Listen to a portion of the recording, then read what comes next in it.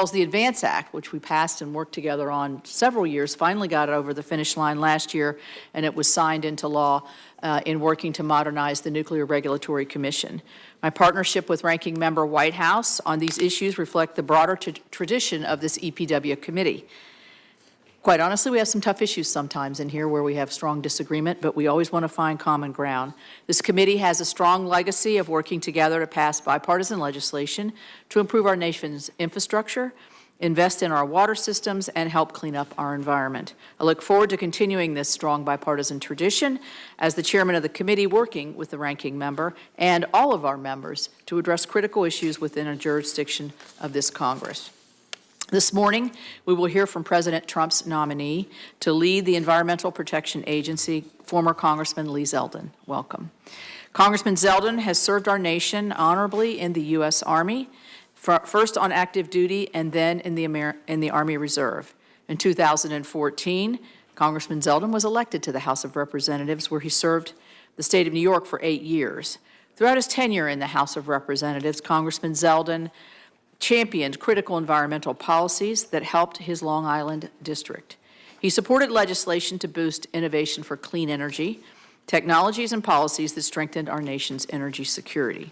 I enjoyed meeting Congressman Zeldin to hear about his experience and his vision for how he would prioritize the agency's work on the EPA as the EPA administrator. I believe the EPA must return to its core missions. The EPA also should better manage taxpayers' dollars by doing more with the vast funding that Congress provides. That means reducing, of course, bureaucratic red tape so the state agencies responsible for protecting our nation's air, land, and water can do so without Washington, D.C. getting into the way. Doing so will lead to those state agencies efficiently improving our drinking water systems and issuing relevant air, land, and water permits. It also means prioritizing the EPA's attention towards issues that will help Americans in their daily lives. When the EPA focuses on what it does best, it doesn't just benefit the environment, it benefits our economic growth. For example, the agency should prioritize cleaning up brownfields and Superfund sites to facilitate new economic development of those locations, many of those of which are located in rural and distressed areas. I look forward to hearing Congressman Zeldin's plan to build on the work initiated by the first Trump administration, including the EPA, which took the first step to address legacy PFAS contaminants. And as the agency fulfills its obligation under our nation's bedrock environmental laws, the administrator should also take into account the affordability and electric reliability. Recently, the organization responsible for ensuring grid reliability found that more than half of the United States could experience rolling blackouts in the next decade because of the lack of reliable power capacity. Areas at risk and shortages include New England, the Mid-Atlantic, California, the Midwest, and the Great Plains. The reliability risk is due to the projected retirement of dispatchable power plants, compiled with a 15% increase in electricity demand over the next decade. Critically, this demand cannot be met solely with intermittent energy generation. Spiking energy costs and rolling blackouts are an unacceptable fact if the U.S. is to continue as a global leader. Actions that policymakers and regulators take now will determine whether America can thrive in an era with a cleaner environment, energy abundance, lower costs, and economic prosperity, or face it with a path of scarcity, inflation, and stagnation. I support that first option I named and believe our nominee does as well. I have confidence that the EPA under Congressman Zeldin's leadership will focus on the EPA's core mission to protect human health and the environment while acknowledging the critical role the agency plays in our economic and international leadership. In doing so, the EPA can make great progress in addressing key environmental challenges consistent with the authorities that Congress has given the agency. I look forward to discussing these issues with Congressman Zeldin today, and I now recognize my ranking member, Senator Whitehouse, for his opening statement. Thank you, Madam Chair. Three things. First, I'd like to let everyone know that I like the chairman. That's a good start. That's a good start. That's a good start. And in that context, I would like to present her as the new chairman this gavel. Oh, thank you. It was made in 1956 of wood from the old West Virginia State House by the McKinley Vocational High School in Wheeling, West Virginia. It was presented to the then governor of West Virginia, Hewlett Smith, who kept it upon his departure. He was term limited out, and that was significant for, among other reasons, that it opened the office to the chairman's father. It did. Archmore. Madam Chair. Thank you. May you bang it in good health. Very nice. Very nice. Thank you. Second, we have indeed worked well together. We have together successfully advanced nuclear energy reform. We have together successfully encouraged and expanded carbon capture. And the WRDA and highway bills present big bipartisan opportunities for more work together. I even hope together we can revive permitting reform. So there is plenty of good opportunity. And as I speak of bipartisan matters, let me also welcome Senator Curtis, our newly elected member of this committee on the Republican side. Last, I want to show everyone this map of my home state. The bright green parts are parts that are destined to flood permanently, underwater, lost to the sea in decades ahead. Congressman Zeldin will be familiar with this risk from his home, Suffolk County. Fossil fuel pollution is the cause of that. It will change the map of my state, and it will do us crippling economic damage. As I see it, we've been through three eras on climate. First was the era of science, and scientists, our headlights, did their job, predicting accurately what was going to happen. NASA scientists, academic scientists, IPCC scientists, Exxon scientists, they did their job. Next came the era of politics, where it was our job to heed the warnings of science and head off those dangers. We failed, badly, and for the worst of all reasons. We succumbed to a massive, deliberate campaign of lies and corruption by the polluters themselves. That failure ushers in now an era of consequences. Consequences we should have headed off, but didn't. It's beginning in creeping, seeping inflation as goods become harder to grow, produce, and ship in upended weather patterns. It's upon us already in forward-looking industries like insurance. Good luck with property insurance in Florida and California. The worst danger is systemic economic crashes. One, widely warned of in economic literature, is the carbon bubble, bursting when the international oil cartel or the massive government subsidies cease propping up fossil fuel, and stranded assets lose all value, and the resulting shock cascades into the global economy. The other, upon us already, is climate risk, making property insurance unaffordable or unavailable, which in turn makes mortgages unavailable, which in turn crashes property values. Remember this map. Before all that land went underwater, it would become uninsurable. And that's still water flooding. Throw in big storms, and there's a whole coastal uninsurability crisis looming.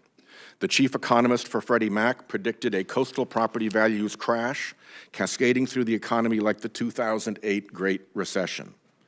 And that coastal danger is now matched by Western wildfire risk, like we're seeing right now in Los Angeles, launching the same insurance to mortgage to property values collapse. Let's be clear, we are in this perilous place because a campaign of lies and corruption and pollution delivered deliberately and at industrial scale by the fossil fuel industry was accomplished through an armada of paid front groups.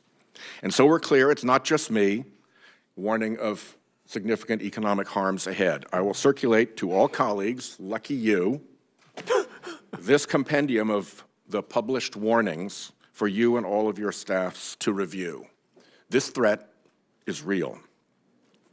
If a sharp-eyed cabin boy on the Titanic had happened that night to see the iceberg ahead, you'd expect him to do whatever he could to fight his way to the captain's table in the fancy dining room and warn of the impending disaster. So please understand that map of my state and the sense of urgency that I feel.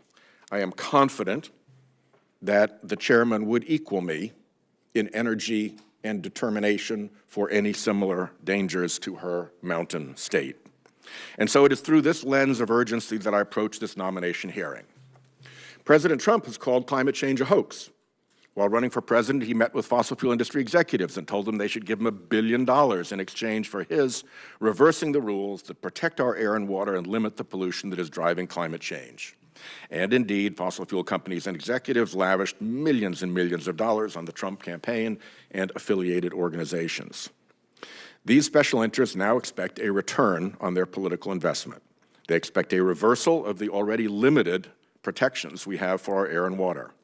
And make no mistake, not only would reversing these protections harm our air, water, public health, and climate, doing so would also cost Americans money, as they would be forced to spend more to fuel their cars, to buy their groceries, to heat and cool their homes and businesses. That's money that would go directly from every hardworking American's wallet into the accounts of billionaire fossil fuel barons and giant oil companies.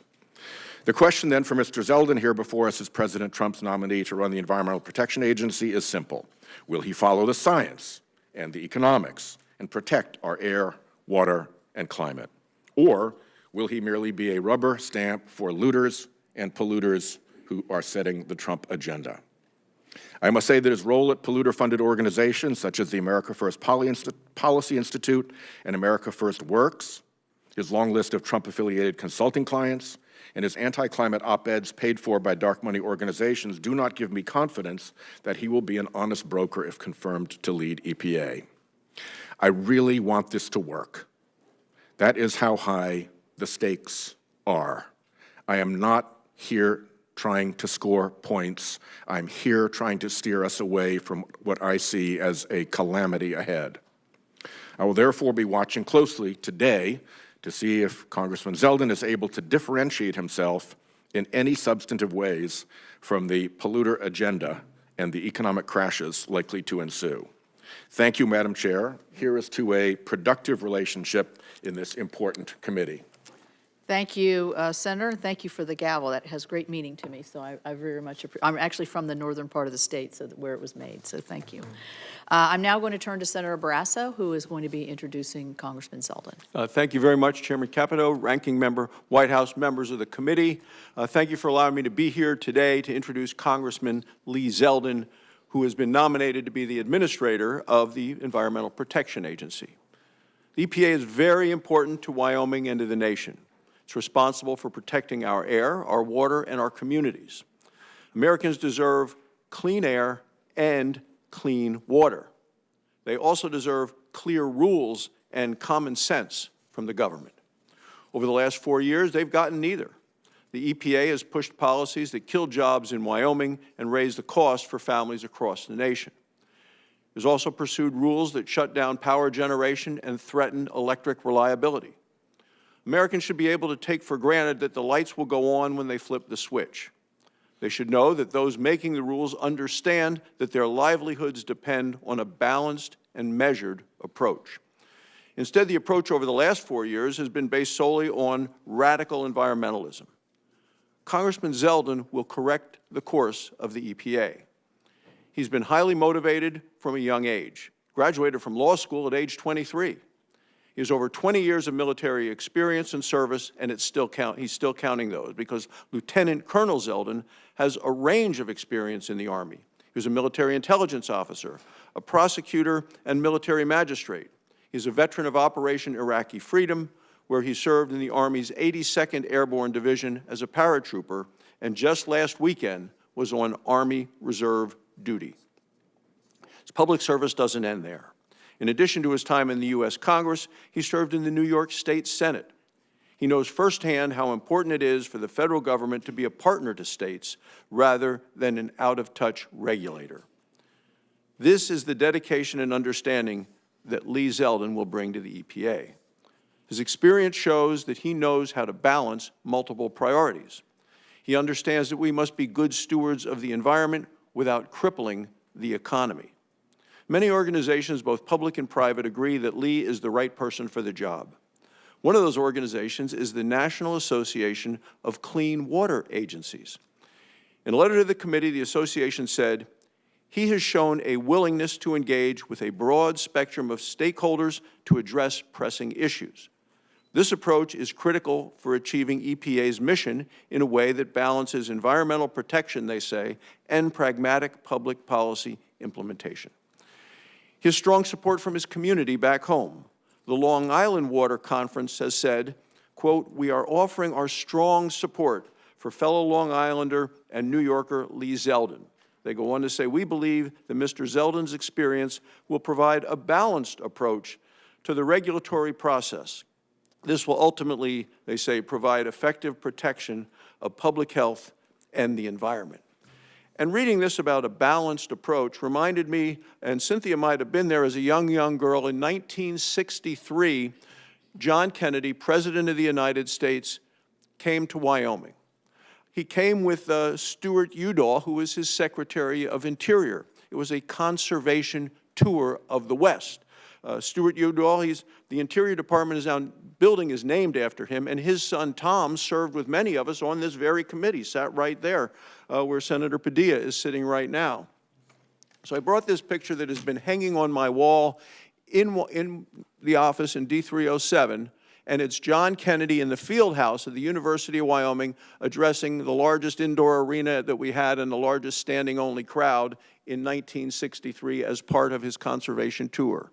And what John Kennedy said that day, he said, "We must maintain a living balance between man's actions and nature's reactions." And that's the kind of job that I believe that Lee Zeldin is going to do for our nation at the EPA, maintain a living balance. So I share this organization, the Long Island Water Conference, their confidence that Lee Zeldin will lead the EPA in a more balanced and even-handed direction. So I say, Lee, congratulations on your nomination. I look forward to working with you on these important issues. I once again thank the committee for letting me join you today. Thank you, Madam Chairman. Thank you. As a former chair of this committee yourself, we welcome you back anytime. So we're going to switch seats here and ask the nominee to come forward.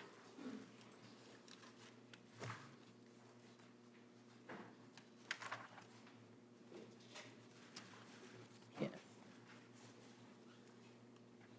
Somebody needs to take this to get the sign.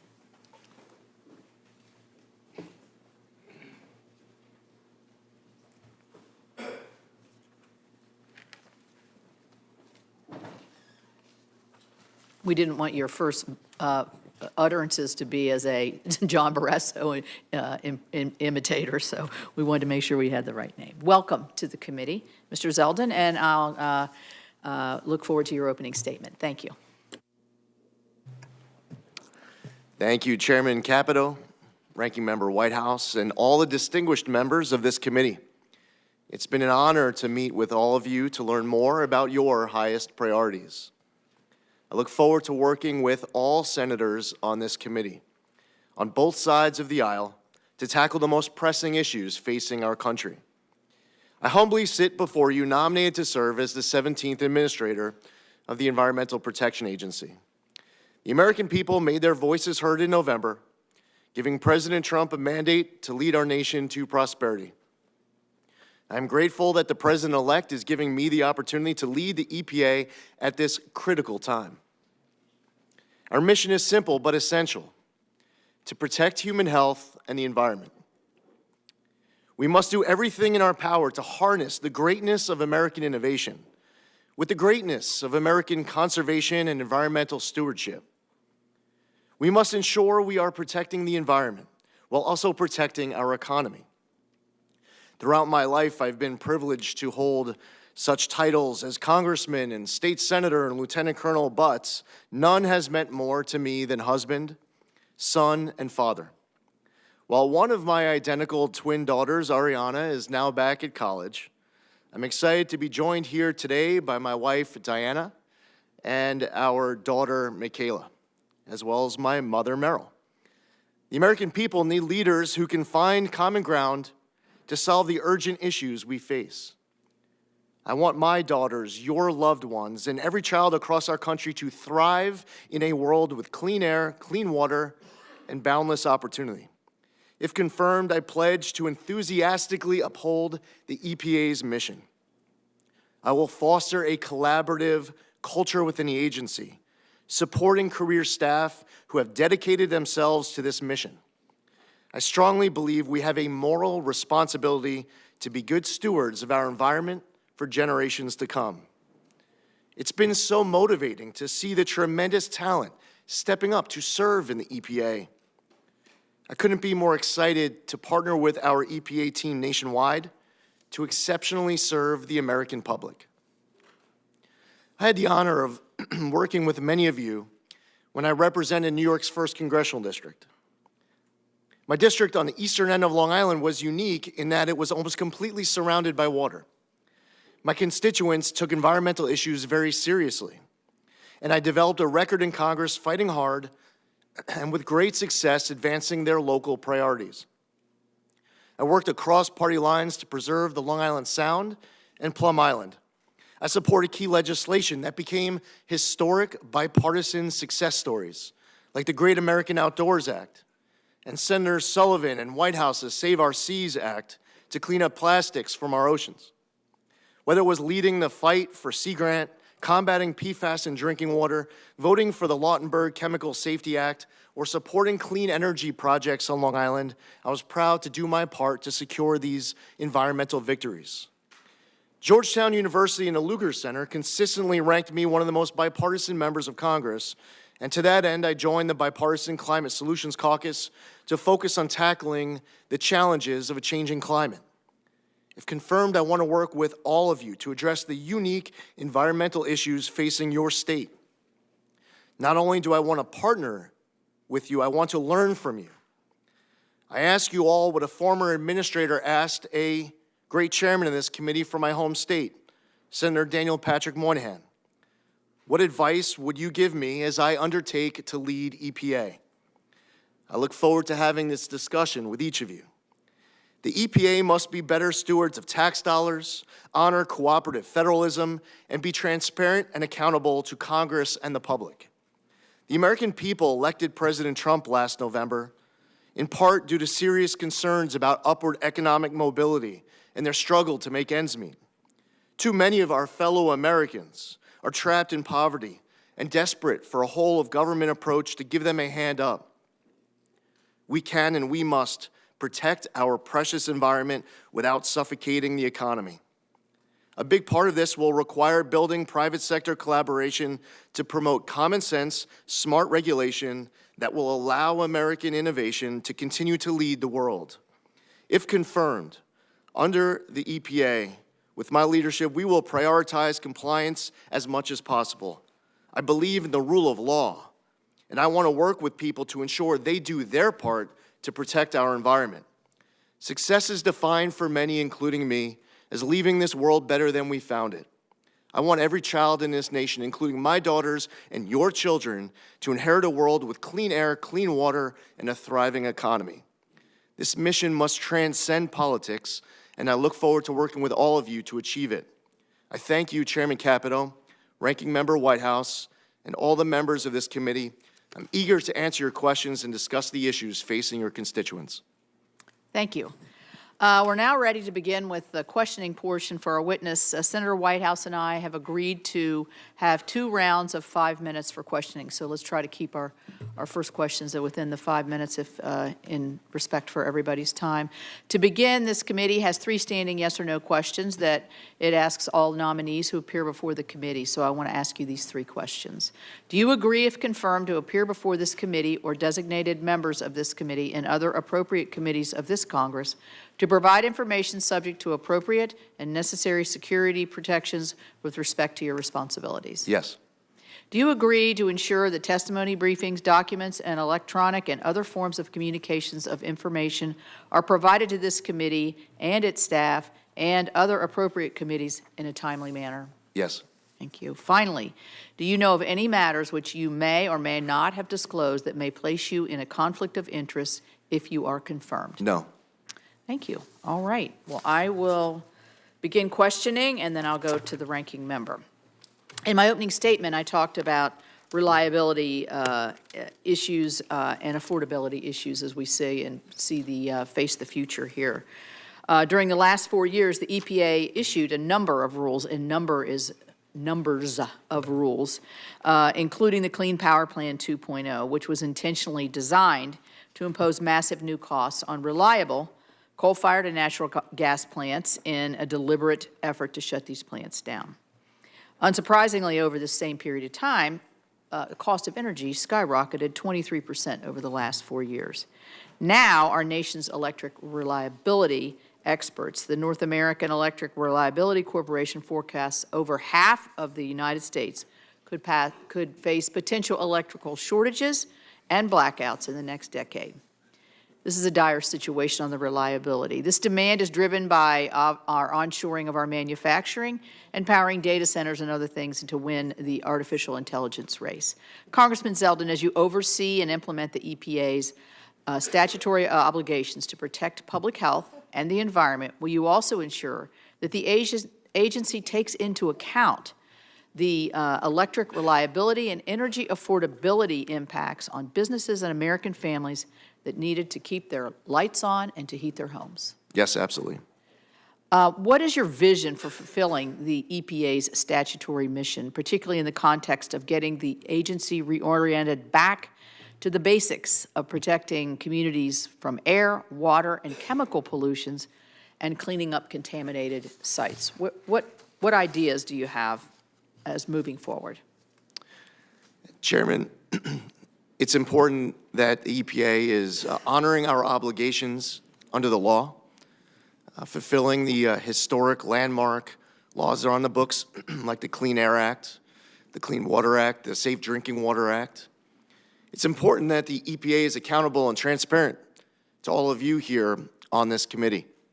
It's important that we are working closely in collaboration with career staff at the EPA and working closely with other agencies where there's overlapping jurisdiction to make sure that we are following our new obligations under the law as Congress enacts new laws moving forward, to make sure that we are abiding by the Administrative Procedures Act, that I, as administrator, I'm not prejudging outcomes, that I'm making sure that our actions are durable, that they are able to withstand scrutiny, and at the end of the day, I'm able to sit before you at further hearings and to be able to account for my actions as administrator and our actions as an agency. I look forward to working with all of you in order to make sure that Congress's intent is filled, that we also honor the Loper-Bright decision that was just issued by the Supreme Court to make sure that it is, in fact, Congress's intent that is being implemented, and it's not us as an agency filling in any gaps however we might see fit. It requires a close collaboration, not just internally within the agency, but with each and every one of you as well.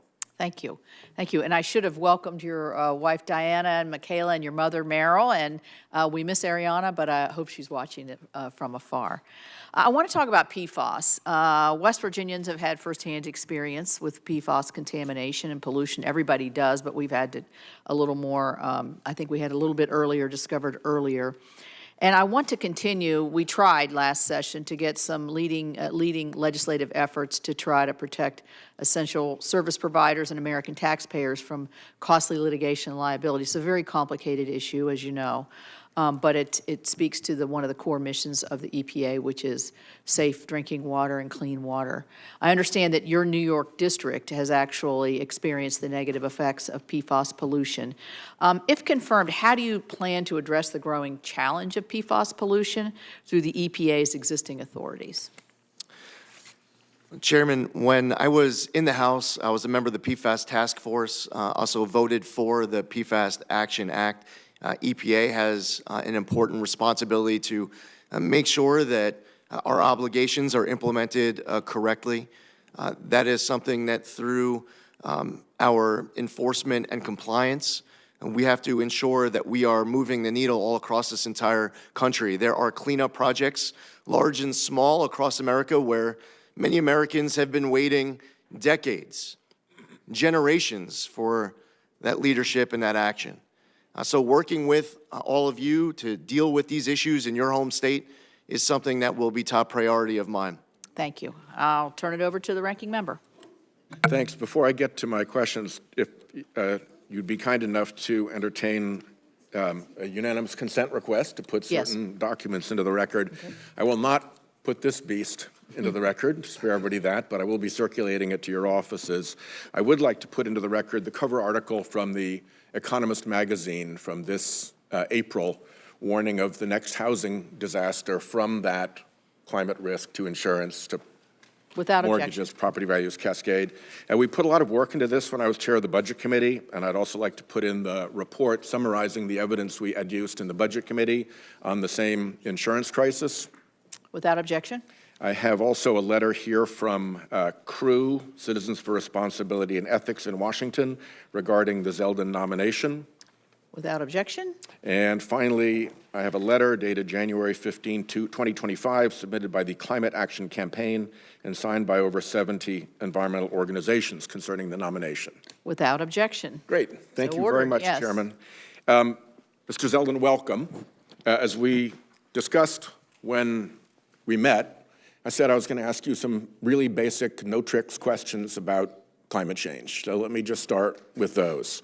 First, as a matter of law, is carbon dioxide a pollutant? Thank you, Senator, and I enjoyed our meeting with your team as well, and I look forward to working with all of you. As far as carbon dioxide emitted from you during that question, I would say no. As far as carbon dioxide that is emitted in larger masses that we hear concern about from scientists as well as from Congress, that's something that certainly needs to be focused on for the EPA. And as a matter of law, it is a designated pollutant, correct?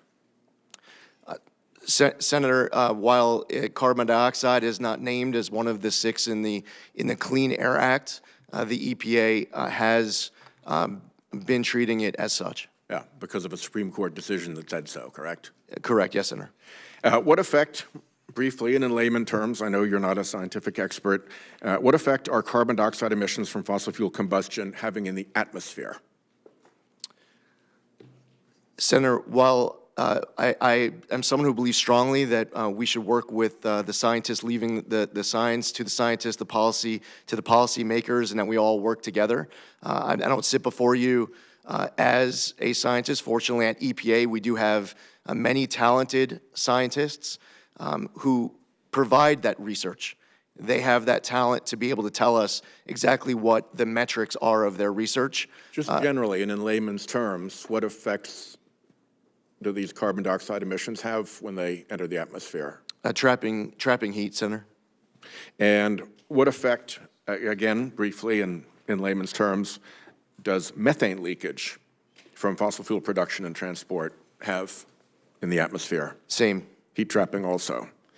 And what effect, I'm from the ocean state, so I've got to ask this one, what effect are carbon dioxide emissions from fossil fuel combustion having in the oceans?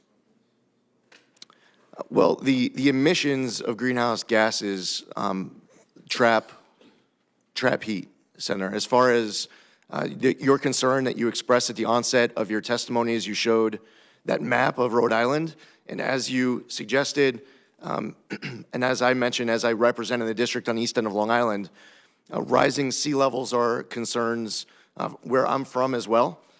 And it's one of the reasons why the federal government, through the Army Corps, had to invest in a Army Corps of Engineer project with the revetment of Montauk Lighthouse, with fear that if we did not do that, that Montauk Lighthouse, and due to erosion, would be collapsing into the ocean. Is it correct that the trapped heat from carbon dioxide emissions and methane in the atmosphere is heating up the oceans? In fact, 90% of the heat goes into the oceans, and that is what is producing the sea level rise you just discussed.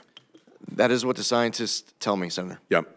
And are the oceans also absorbing about 30% of the carbon dioxide itself, and therefore chemically turning more acid in measurable and clear ways. Senator, as far as any specific numbers, I have to defer to the research of the scientists. But generally, that is happening. Yes, There sir. is a link between the fossil fuel emissions and the acidification of the oceans. Yes, Senator, I do understand that there's litigation here that, to a certain extent, I'm not going to be able to comment on as EPA administrator, but to the general question, yes, Senator. Yeah. Have we hit the 1.5 degree risk threshold, and why is that important? Senator, again, as far as being able, throughout today's hearing, to be able to personally be citing and confirming specific numbers, that is something where I have to defer to the talented scientists to be able to provide that advice on an ongoing basis, whether or not we're hitting numbers at any given time. If you are confirmed, what are the key either climate or oceans tipping points that would concern you? As far as the tipping point, well, Senator, I think that as you put up a map of your district, and your state, I could put up a map of mine, and we could do this across the entire country. As long as that concern exists, where there is in fact rising sea levels, and I hear it from both sides of the aisle. Senator Collins spoke about it in the context of Pop in Maine. one last question before my time runs out. I'm sorry. Are we now on a pathway to climate safety, or do we need to do more to reduce carbon emissions in order to get on that pathway? Senator, United States emissions have been going down over the course of the last couple of decades. Unfortunately, there are other countries where it is not going in the same direction. And I would say that we will have never done enough to ensure that our water and our air is clean, safe, and healthy. Whatever we do every day to achieve this objective, we need to wake up the next day looking for ways to do more. Yes. Let me just explain to the committee, since this is my first rodeo here, what we're going to do is whoever's here at the gavel, we will then put you in line for questioning according to seniority on the dais, and then as you come in, if you come in after I gavel down, you will be placed in line for questions. Certainly, if people need adjustments, we're willing to look at that, but that's going to be the tradition of the committee that we've agreed on. So we'll go to Senator Kramer. Thank you. Thank you, Chair Capito and Ranking Member Whitehouse. Congratulations to both of you for assuming these important leadership roles, and congratulations to you as well. My former colleague in the House, Mr. Zeldin, thanks for stepping in the gap and taking on this big challenge. I know that Chair Capito has already talked a little bit about what is a really, really important issue for me, and I think for a lot of us, obviously, and that is an appropriate cooperative federalism role between the state and federal governments. And there's a lot of opportunity to do that the right way, and a lot of opportunity to do it the wrong way at the EPA. So I'm going to point to one specific case that I think you're probably familiar with, and that's, of course, the waters of the United States. And you're no doubt aware of that legal, what I call fiasco, surrounding the definition of what constitutes waters of the United States. This has been litigation ping pong for a long time. And so the first question is a simple one. Mr. Zeldin, when you read the Sackett decision authored by Justice Alito, would you describe it as prescriptive or ambiguous as it comes to the definition of a federally jurisdictional water? It was clear and prescriptive. It was. When the decision was issued, the Biden administration officials even told me that the direction from the Supreme Court was clear, that they didn't leave a lot of ambiguity. And here's one portion that I wanted to chat with you about, because I believe it's particularly instructive should you be confirmed. Quote, finally, it is also instructive that the Clean Water Act expressly protects the primary responsibility and rights of states to prevent, reduce, and eliminate pollution, and to plan the development and use of land and water resources. It is hard to see how the state's role in regulating water resources would remain primary if the EPA had jurisdiction over anything defined by the presence of water, unquote. Now, I was tempted to bring the poster, but you know, in previous definitions, as they've gone back and forth, there's one that Sackett was based on, actually, or that would be relevant to Sackett, where the entire state of North Dakota was basically a federal wetland. We're a semi-arid state with badlands and big prairies. Should you be confirmed, it would be really good if the administrator took this decision and the legislative history behind it and start a rulemaking process post-Sackett with the assumption that states have primacy and primary responsibility for water within their states, not the federal government. How do you intend to sort of approach that? Because this post-Sackett WOTUS definition is going to be really, really important. Yes, Senator. With any rulemaking, as you know, I'm not allowed to prejudge outcomes going in. And it's important that corners aren't cut where durability is sacrificed. Laws are written by Congress, and there are cases that have come out from the Supreme Court that provide the EPA with clear guidance on how we must do our job under the law. It is important that when you're going back to your home state and you're speaking to your farmers, that you are able to, with confidence, be able to explain to them that the federal government is doing our part so that they can define what waters of the U.S. are without them having to go hire an attorney or someone else, pay a lot of money to ensure compliance. So I will make sure that I'm doing my part, that the EPA is honoring the decision of Sackett and any future laws to come out of Congress. That is my commitment to you. And I know that was important when I met with Senator Sullivan as he was speaking about Alaska and wetlands and so many other people on this committee. So I look forward to working with you on that. You know, that great answer. I appreciate that very much. One of the things that concerns me is when I've heard, in realizing, with regard to WOTUS, you have two agencies that get involved, the permitting side at the Corps of Engineers and the EPA rulemaking. But one of the things in terms of a durable rule that I heard from some from the previous administration or the current administration was that, well, we're going to create a durable rule. And I think the way to do that is to make sure that while we recognize the law is clear now, the definition's clear, all you have to do is seek a jurisdictional determination from us, the Almighty, and then we'll tell you whether your land meets that definition or not, to which I say, we don't put a police officer on every car. Can we presume that in the very obvious, simple cases that the landowner or the developer already knows the law and doesn't need to seek permission to do what they want to do? Unfortunately, we face a reality where many farmers don't know whether or not their land, not just farmers, obviously, but a lot of people don't know whether or not their land has waters of the U.S. on it. And I would say that that is a failure on the part of the federal government. You should be able to go to your landowners, and they should be able to, with confidence, be able to tell you without having to ask questions whether or not waters of the U.S. are on their property.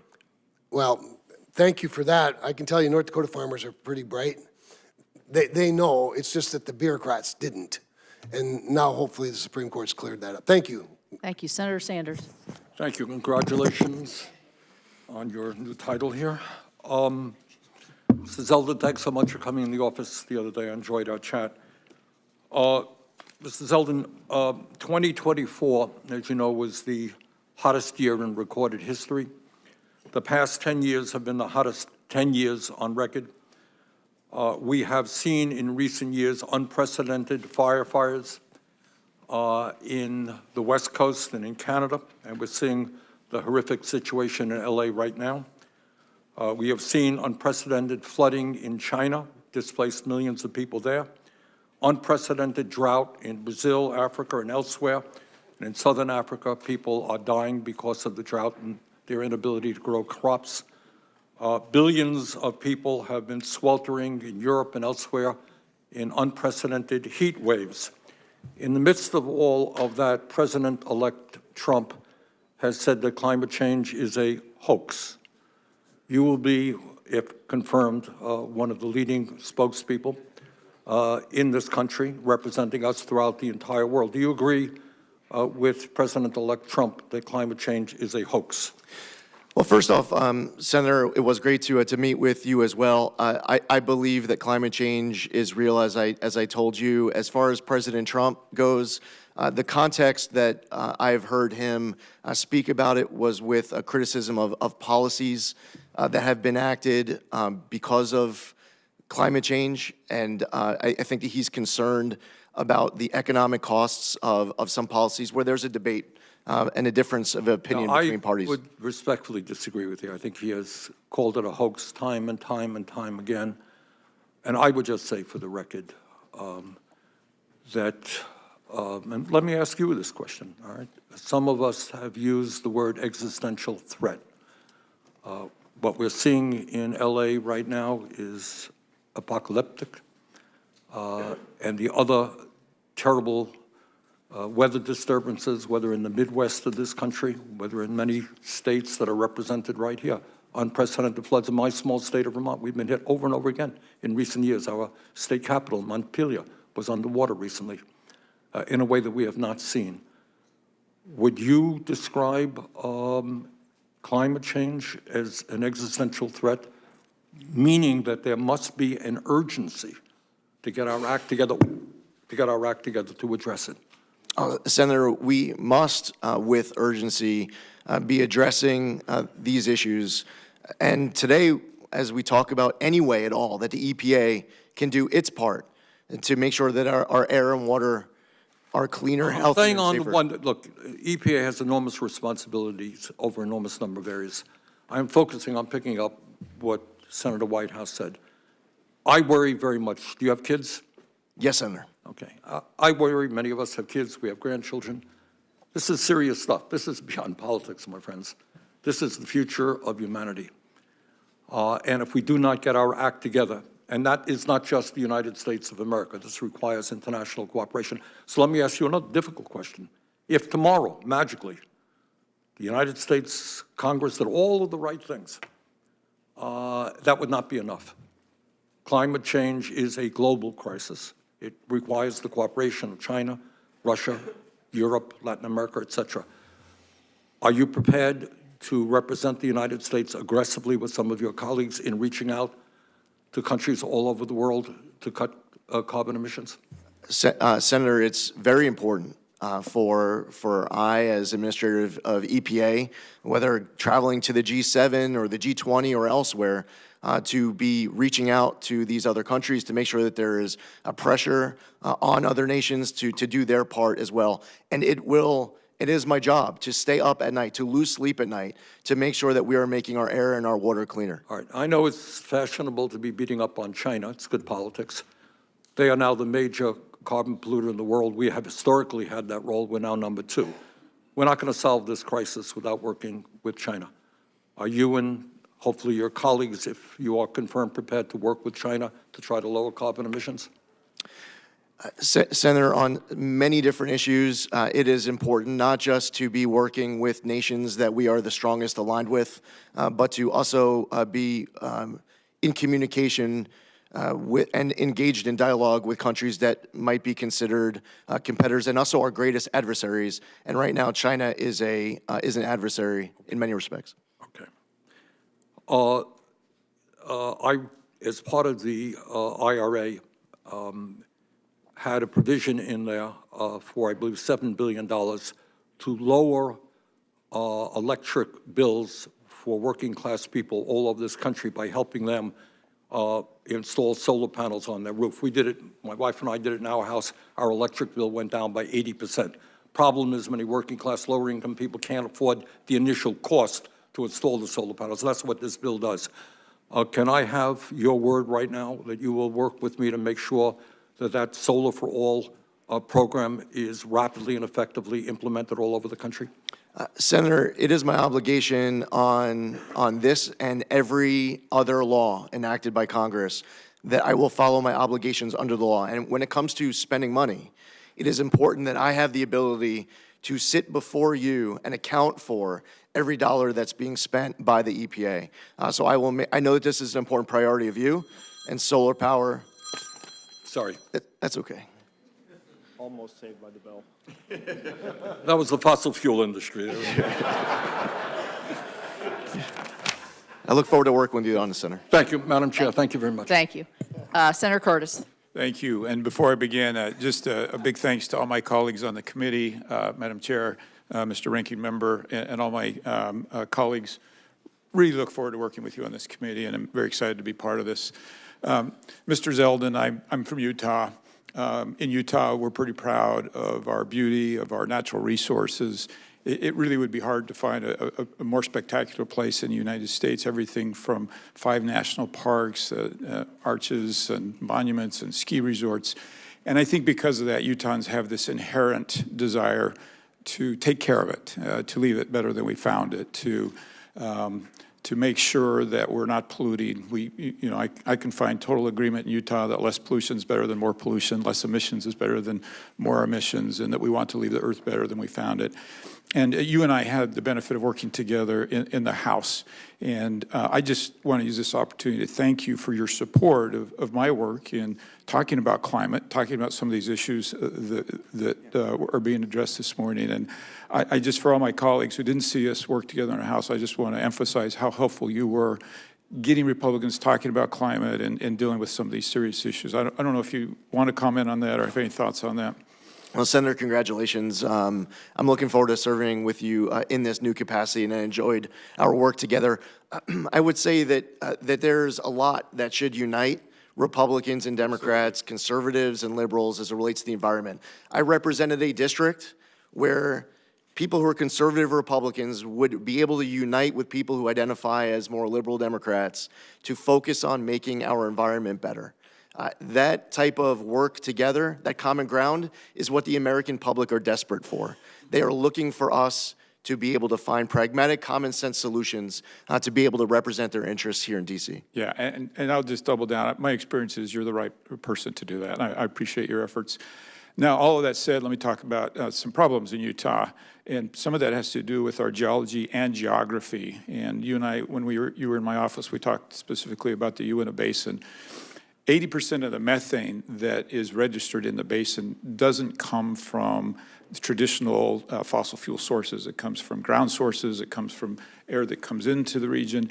And yet they're judged and measured on that whole 100%, not the 20% that they admit. Our geography also surrounds us with mountains. We like to call them real mountains as opposed to the hills that we have on the East Coast. And that traps in. Wow. Good way to start on the committee. I'm from the mountain state. That traps in. You want to rephrase that?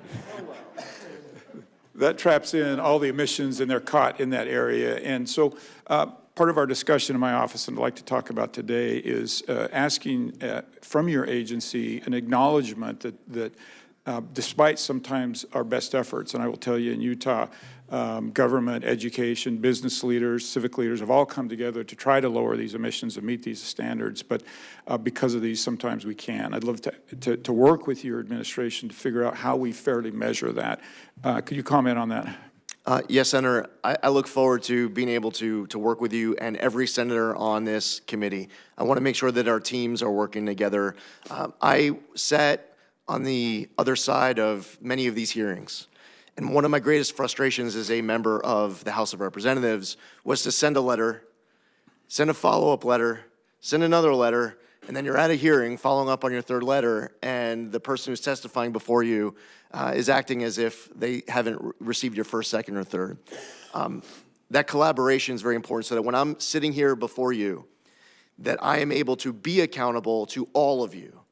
And that when you need something from the EPA and you're asking a question, that we're able to provide prompt answers. Part of this, too, is a relationship and understanding every important local priority of each of you in your home states. I want to be able to travel to your states, to be able to see firsthand on the ground whatever are your top priorities. And I know, Senator, you have many top priorities in Utah. I look forward to visiting Utah and being able to see for myself and bringing a team. Thank you. Would love to have you there. And giving your regional administrator some flexibility, also, for instance, flexibility in things like technology, being agnostic to the technology and being more focused on the end result. I think would help us get some better results.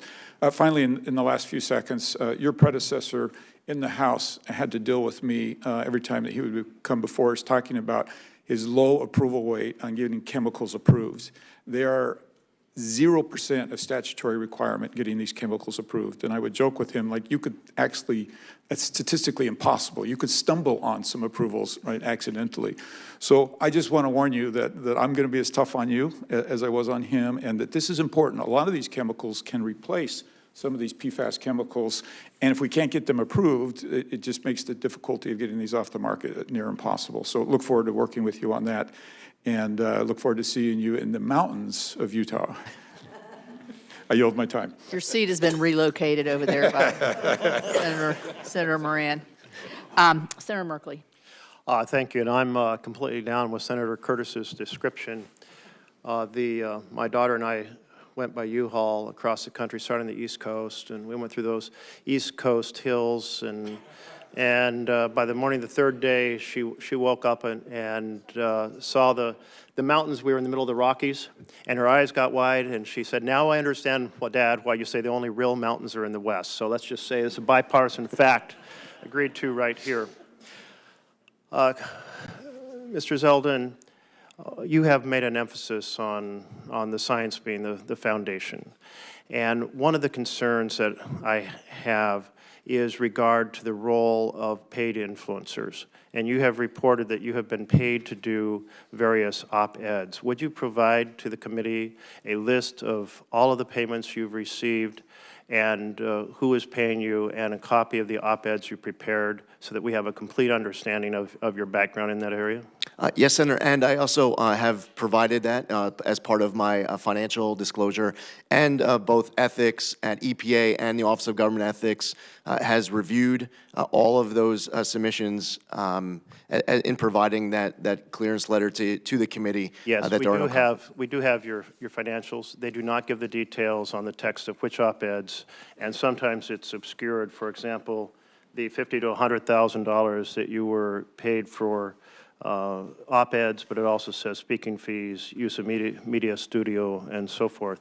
So if you could tie the actual payments for the op-eds to the op-eds you wrote, so it's just so we have a clear and transparent understanding of that piece, because we want to have our folks serve the public interest and have that foundations of science you're speaking to, but I think the citizens deserve to understand as we wrestle with this moment, that background. And also the background, you've rented out your media studio multiple times. Was that for doing interviews?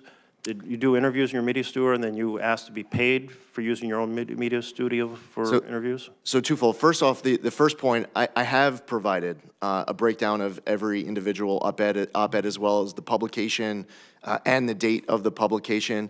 Any further, if you need us to print up what was referenced, we're happy to do that. And as far as the media studio, I owned a media studio. So networks could rent, can use that studio for a TV hit. Thank you. Appreciate that, those details, and we'll take a look at that list.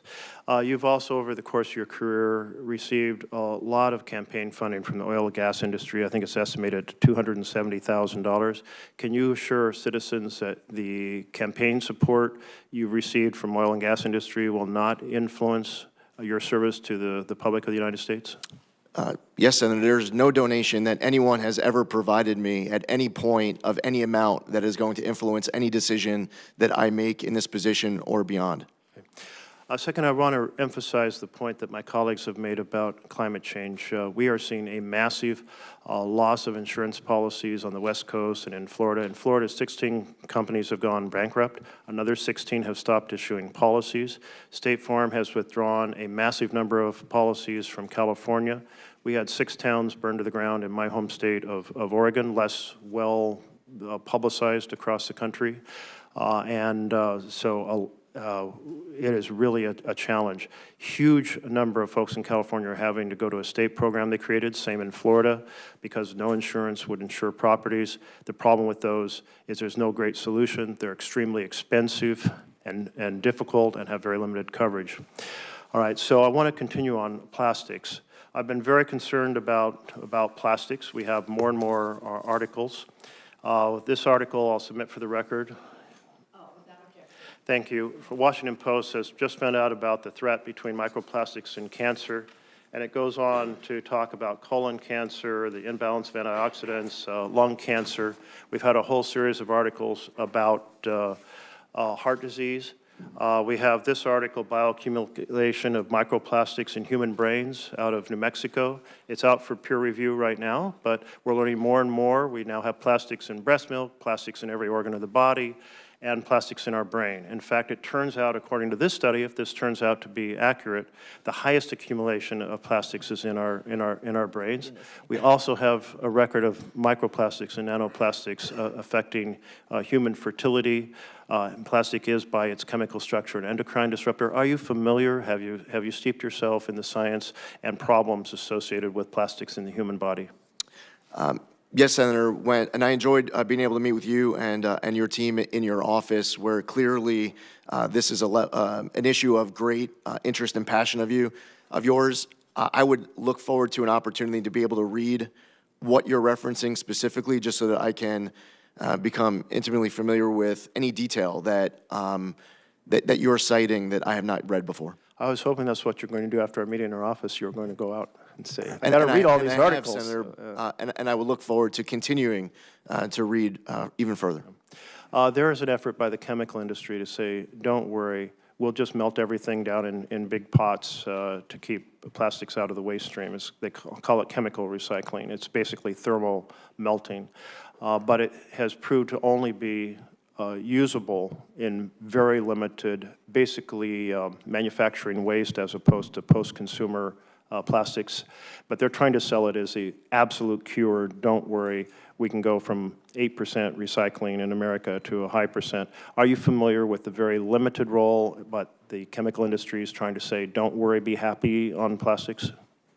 I'm aware, yes, sir. Do you understand, and have you made yourself knowledgeable of the inaccuracies that are being publicized about this thermal strategy? Senator, I am researching and reading all that's being provided on all sides of this issue. Going back to my time in the House, I advocated to clean up our waterways around my district, and as I cited in my opening, the bipartisan work between Senator Whitehouse and Senator Sullivan on Save Our Seas and Save Our Seas 2.0 should be a model to be followed of bipartisanship to go even further. Yeah. I see I'm over time. I'm sorry, Madam Chair. I'll just close by saying, in plastics, there's a big story trying to be sold about don't worry. It'll be your responsibility to make sure you speak the truth to the American people. Thank you, Senator. Senator Sullivan. Thank you, Madam Chair, and I want to congratulate you and the ranking member. It's a great committee for our new members. We get a lot of things done here, usually very bipartisan. We have some differences, but that's okay. Mr. Zeldin, it was great meeting with you. Congratulations to your family as well, and thanks for your service. It's not always easy, we know. You know, Alaska, we love our clean water, clean air. We think we don't think, we know we have some of the cleanest air and water in the world. We're proud of that. We don't always think the EPA has helped in that regard. It's more state actions. So I want to begin by getting you to commit to me to come up to Alaska with me, bring your family. We can do some fishing maybe after you see all the important elements of Alaska. Big mountains, no offense to Utah, but real big mountains. So we have a little fun on state size in this committee. But can I get your commitment to do that? Yes, Senator, and unlike predecessors of mine who attempted to try to negotiate an August trip, I would want to go when it's as cold and dark as possible. Yeah, well, it's happening right now. We have communities in Alaska that are hitting 30, 40 below zero, and so we'd love to have you in the winter and summer. So Senator Ricketts looks like he wants to come with me, so I look forward to it. Love to have him. Second, I really appreciate the shout out to me and Senator Whitehouse on the Save Our Seas Act, Save Our Seas 2.0. That was the most comprehensive ocean cleanup legislation in the history of the country. Those were both signed by President Trump. You might want to ask Senator Whitehouse at some point about the signing ceremony that we had in the Oval Office with President Trump on Save Our Seas 1.0 was Commerce Secretary Wilbur Ross and others. It was great. So can you commit to me to work with this committee? I think we already have President Trump's commitment to continue the progress we've made on ocean cleanup, plastics cleanup. It's good bipartisan work. The Trump administration and the president himself is very committed, and so are we. And we're already working on 3.0. We got to focus on the implementation of SOS 2.0, though. Yes, Can we Senator. get your commitment on that? Yes. Great. Well, look, I want to go back to Senator Kramer's issue of, in your opening statement about honoring cooperative federalism. And as you know, our Clean Air Act, our Clean Water Act laws from Congress contemplate a scheme of cooperative federalism that provides an active, in some case, primary role for states on these laws. Will you commit to doing to that? Because it's a really important issue for my state. Yes, Senator. So one of the areas where we haven't seen cooperative federalism at all is the way in which the EPA in my state has a history of enforcing the laws. And no offense to my Democratic colleagues, this is always with Democrat administrations. The Obama administration did what they do is they come in with giant, heavy armed agents, body armor, helicopters, like it's shocking. We had a raid on some placer miners in a place called Chicken, Alaska, under President Obama. Over 30 armed agents, body armors, to do what? Do compliance on the Clean Water Act. They didn't find one violation. They scared the hell out of the miners, okay? Then, not to be outdone, the Biden administration has done these raids on small mechanic shops in Alaska. They bring up EPA agents from all over the country, 30 armed agents kicking in doors in mechanic shops in Alaska. By the way, my state believes in the Second Amendment. Most of my state is armed. This is very dangerous because some of these agents could get shot when they're coming in. So what's happened is you don't have cooperative federalism. You have rogue EPA agents who are going to enforcement before they talk about compliance. On any of these issues, they could have gone to these mechanic shops. They could have gone to the miners saying, hey, we think you may be violating the Clean Water Act. Can you work with us? No. These guys come. They had 40 agents, all of them armed, raiding these mechanic shops. It is just an outrage. Can I get your commitment to focus on compliance rather than jumping to armed enforcement? And secondly, look, I believe in an armed citizenry. I believe in the Second Amendment. I don't believe in an armed bureaucracy. The EPA is a SWAT team. Do you believe the EPA should even have armed agents? When they go into places, they can just have the local police or local state troopers. You got these guys out of control in Alaska, and it is dangerous. And the current EPA administrator, I sent him letters on this. He didn't answer me. Someone's going to get hurt. Can I get your commitment to focus on compliance, civil compliance, as opposed to kicking in doors with body armor, assault rifles, helicopters? It's crazy, and it's really outrageous, and it happens under Democrats, not President Trump, Democrats. Senator, it is outrageous, the story that you told and Senator Murkowski shared with me as well with regards to Chicken, Alaska. It led me, as somebody who's going through this transition, to be asking questions as to how did that even get authorized, who signs off on it, what is the standards that need to be met in order to even say yes to an operation like that. With 30 agents from EPA agents from all over America came up to raid a mechanic shop, a small business that I think there was 8 guys who owned it. They were National Guard guys, great Alaskans.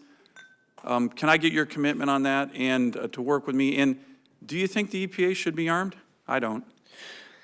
Senator, if something requires an enforcement action on a prosecutorial front, that is working with the Department of Justice.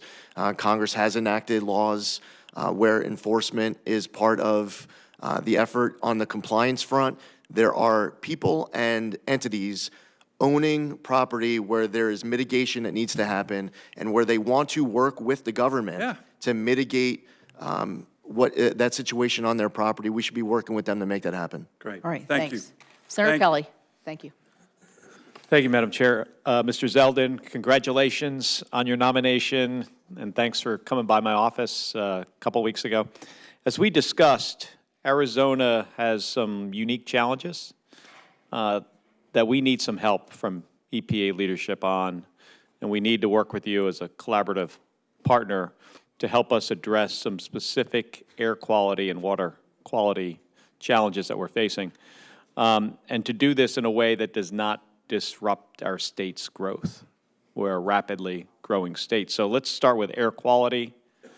As we discussed, Maricopa County, which is Phoenix, half the population of the state, is in non-attainment under the Clean Air Act for ground-level ozone pollution. Now, under the Clean Air Act, the way the law assumes air quality can be improved is by reducing emissions from stationary sources of emissions, like big manufacturing. Might make sense in some parts of the country, certainly in more industrialized areas, the Rust Belt, the East Coast, but it doesn't make sense in Phoenix. And the reason is we're a really young state, and we don't have a history of this heavy manufacturing. And manufacturing, by the way, is not the source of our air quality challenges in Maricopa County. EPA's own modeling shows that 80% of the ozone-forming pollutants in the Phoenix area come from either natural sources like wildfires or sources outside of the region, like California and Mexico. Now, this means that the typical EPA playbook for how to improve air quality and protect public health is not going to work in Phoenix. It's just not. So we need partnership and collaboration with the EPA headquarters and EPA Region 9 to address these challenges. And we've been working closely with state and local officials and our business community on this. And there are specific actions that we're asking for EPA partnership on. So I'd like to ask for your commitment to working with us on these issues. I'm going to go through them. There's like 4 of them. First, we have several new source review permits currently under review by the Region 9 office. If confirmed, will you commit to ensuring that those permits are prioritized for review? Senator, your priorities will be mine.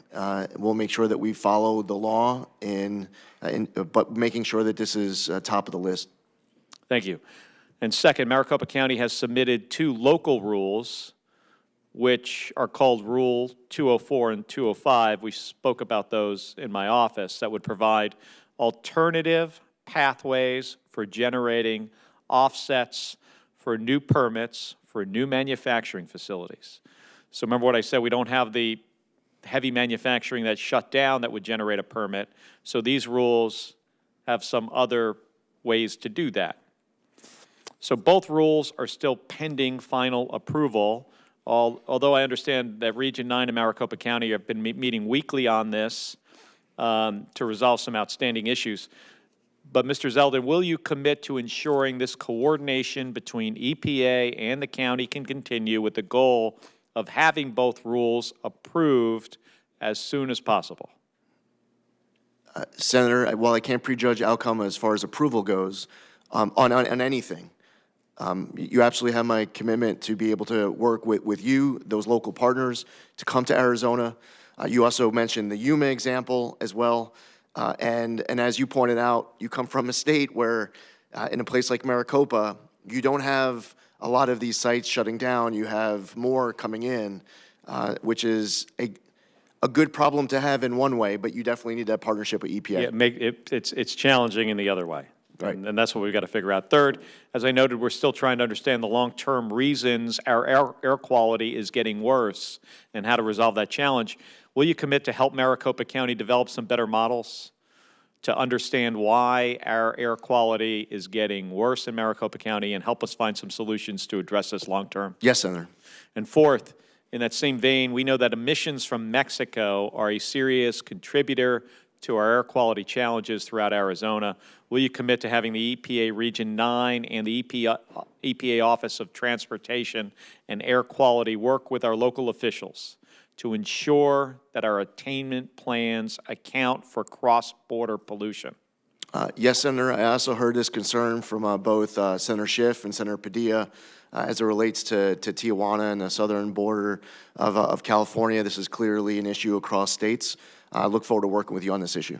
And then finally, will you also commit to working to find solutions to ensure regions throughout the western United States aren't penalized for emissions created by wildfire smoke?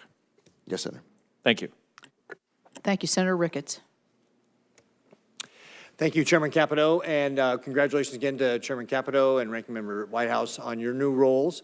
And you mentioned our new member, Senator Curtis, but we also have a new member, Senator Schiff, with us as well. We actually have 3 new members on our side, and I've been waiting for them to assemble. Oh, okay, very good. I didn't want to leave Senator Schiff out because he's sick there, so yep, not at all. I'm excited to work with the entire team here with regard to the upcoming session here. And Congressman Zeldin, good to see you again. Thank you very much for being here, and again, appreciate your family sacrifices in the past and serving our country and your continued willingness to sacrifice and serve our country again in this new role. You know, rule of law is what binds Americans' trust to government, right? All too often, we've seen under this Biden administration that the rule of law and congressional intent has been subverted by trying to appease radical left-wing environmentalists. And that undermines people's faith in government and the rule of law and the trust of our institutions. So thank you for your commitment to implementing the laws as Congress has written and is intended to be able to get back to the fundamentals of the EPA, which is protecting our environment, safeguarding our health, and looking out for the well-being of the public. I'm excited to restore this proper balance of limiting risk with using sound science to protect our environment as the EPA's mission as Congress, which is the EPA's mission as Congress directed it to do. We must follow the law to restore Nebraskans' faith in our government institutions. So one of the areas that you're going to have an opportunity to be able to do that has to do with our renewable fuel standard. And this is one of the things I've commented in the past. I love this committee because we talk about ethanol and biodiesel and renewable diesel all the time. Chairman Capito will get tired of me doing that. But what we've seen in the past under the Biden administration is that, RVOs are set below production levels and they're chronically late. For example, the RVOs for 2026 are required by law to be published on November 1st, 2024. That did not happen, and it's not likely to happen until probably December 2025. The 2023 and 2024 RVOs will lag behind industry production by 3 to 4 billion gallons. That's the actual capacity of the industry today. Congressman Zeldin, do you commit to give producers and the industry certainty in the marketplace deserves? And again, this is what businesses want. They want certainty. They want to know what the rules are so they can plan for it. Will you give them the certainty by following the law as it relates to the timely and appropriate RVO rulemakings? Yes, Senator. Great. Thank you very much. Another pressing biofuel issue for Nebraskans is year-round E15. I want to thank Senator Fisher and your former colleague, Congressman Smith, for their leadership on the issue. And I'm happy to lend my enthusiastic support to this cause. The solution is over a decade in the making, and we were very, very close in the last Congress to actually getting E15 year-round, and I hope we do build on that momentum here in 2025. Congressman Zeldin, although the issue will not be solved entirely by the EPA, can we rely on your part to create a market of certainty for liquid fuel stakeholders and agricultural producers by doing all you can to ensure that Americans will have access to E15 all year round? Senator, while I can't prejudge outcome of processes to follow across the board, I know how important this issue is to you, and I know how important this is to President Trump. The president has expressed this time and again with regards to you. You've heard it from Senator Ernst. I've heard it from Senator Grassley, Senator Thune, Senator Fisher, and others, Senator Hawley. So I understand how much of a priority this is for you. As far as establishing certainty, hopefully this is something that Congress is able to resolve to the extent that you're relying on the EPA to establish that certainty. I look forward to being able to do my part, and I want to continue to work with you to achieve the outcomes that we had discussed. Great, thanks. And, you know, one of the things that, and we'll get into it in the second round of the questioning as well, but I think it's really, really important that we get away from what the Biden administration was doing with regard to trying to tip the scales toward their solution. That's how I interpret their delay on renewable fuels. Like, we all want to reduce our impact on the environment. Renewable fuels are one of the ways we can do that. They wanted to push their solution with electric vehicles. And again, electric vehicles can be part of the solution on how we do that as well. But what we should be focusing on is how American innovation, and I appreciate the fact that you mentioned this in your opening, American innovation is how we solve our problems in this country. So allow Americans to innovate, to find ways to be able to reduce our impact on the environment. And I'll give you just one example. Last year, or maybe it was 2 years ago, I was seeing a demonstration by a hybrid vehicle that had, for a $600 kit, had been equipped to burn 85% ethanol. And it was getting 38 miles to the gallon while reducing the amount of emissions that would have normally been done with a gasoline engine. So that's the kind of innovation that can help us reduce our impact on the environment if we're allowed as Americans to actually innovate, and rather than have this big top-down government, one-size-fit-all, like, we're going to push this solution on you, whether it works or not. So I see my time has expired, but I look forward to the second round of our questions. Thank you. Thank you. Senator Markey. Yep. Thank you, Madam Chair. Congressman Zeldin, in 2016, in a congressional debate, you said, quote, "There are many different ways that we can be better stewards of our environment. The key is to reduce our reliance on fossil fuels, to become more environmentally friendly, and to pursue clean and green energy." Do you still believe, Mr. Zeldin, that it's our job to reduce our reliance on fossil fuels? Ideally, Senator, to the extent that, first off, I support all of the above energy. No, I didn't ask you that. I said, do you believe it's imperative that we, using your words, reduce our reliance on fossil fuels? Do you still believe that? In considering all factors, in an ideal world, we would be able to pursue always the cleanest, greenest energy sources possible. Well, I'm not hearing you say that you agree with Lee Zeldin in 2016. So that means that we're in a completely different context than for your nomination hearing. Do you see the fires in LA right now? Did you see the storms ripple through Georgia and through North Carolina? The threat of climate change hasn't gone away since you said that in 2016.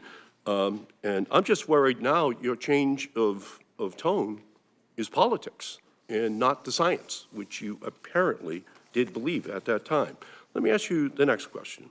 Do you also accept that under the Supreme Court's ruling in 2007 in Massachusetts versus EPA, and in 3 subsequent cases, that the EPA is obligated to regulate greenhouse gases as air pollutants from motor vehicles, power plants, and other industrial sources, as, quote, the Supreme Court said in their decision, may reasonably be anticipated to endanger public health or welfare? Do you accept that as a mandate, Mr. Zeldin? Authorized.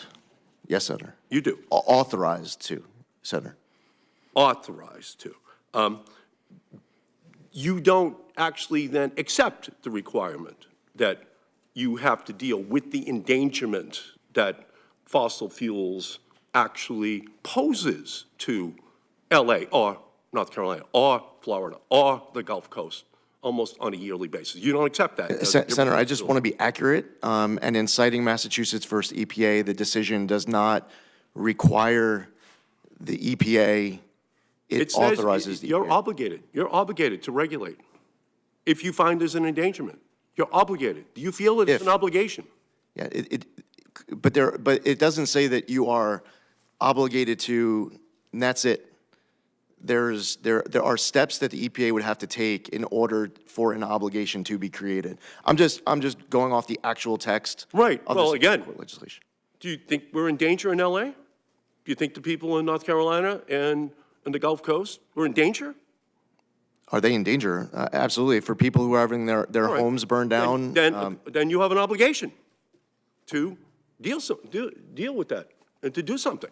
Senator, I'm not hearing your job at you see your job at the EPA as doing something about it. You know, we're watching firefighters run towards the flames in Los Senator, Angeles, and the EPA is responsible to keep the fiery embers of climate change under control, power plants, cars, industry.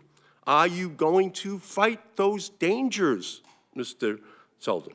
Are you going, as you said in 2016, or are you going to fan the flames of destruction Senator, on the demand of the fossil fuel industry, which you now refuse to actually hold responsible for the rapidly warming country that we're living in? Senator, there's a few things there. First off, as far as the Supreme Court case goes, it was not a decision of the Supreme Court that if there was a fire in 2025 in California, that if that fire creates a danger to people who are having their homes burned down, that the EPA is, then that triggers the EPA to, regulate carbon dioxide. There's just more to that. I'm just trying to be accurate. It's pretty simple. It says the EPA is supposed to be the environmental watchdog and not a fossil fuel lapdog. That's what it says. But it doesn't actually say that, Senator. The EPA is supposed to have families be able to sleep at night knowing their air is clean and the water is safe and their future is protected. And it just should not leave people up at night wondering if they are going to have danger that comes into their family's existence because of polluters. That's the job. And between 2016 and today, something has happened that you're not willing to just come right out and say that fossil fuels is the central culprit that has been ultimately created by human beings that the EPA's job has as a responsibility to reduce. And you refuse to actually take that central responsibility. Thank you, Madam Chair. Senator Bozeman. Thank you, Madam Chair. And again, congratulations to you and Senator Whitehouse. You all are going to be a great team as usual, and a great example, I think, for the rest of Congress. Look forward to working with you. We appreciate you being here, appreciate your willingness to serve. We had a great meeting, and I want to compliment you on the fact that you have made yourself available. I know you've worked on that really hard. Senator Curtis, in response to a question of his, you talked about the frustration of writing letters and, you're at a hearing and nobody's responded and making calls. You've got maybe a situation like Dan talked about or whatever senator on both sides of the aisle, and you just can't get through to anybody to really, Can you talk about, as a former member, how important that is to you to make sure that you're going to continue to be available, and answer the phone, and be such that we can get the information that we need to go forward? Senator, I want every member of this committee to have the ability to contact me, to be able to share directly your concerns and your ideas. I want to be responsive to all of the members of this committee. I want my team to be able to work closely with your offices. I want to know what all of your priorities are at any given time. And I want to make sure that I am accountable and transparent to this committee. I spent 8 years in the House of Representatives. I've had an opportunity to see people come before committees, and they were very responsive, and I've seen the opposite. And it is important with your, More often than not. you know, especially with your great chair, and she has a great team to make sure that the EPW committee on both sides of the aisle, with Senator Whitehouse and Senator Whitehouse's team, I want to make sure that there is a very strong relationship between this committee and the EPA.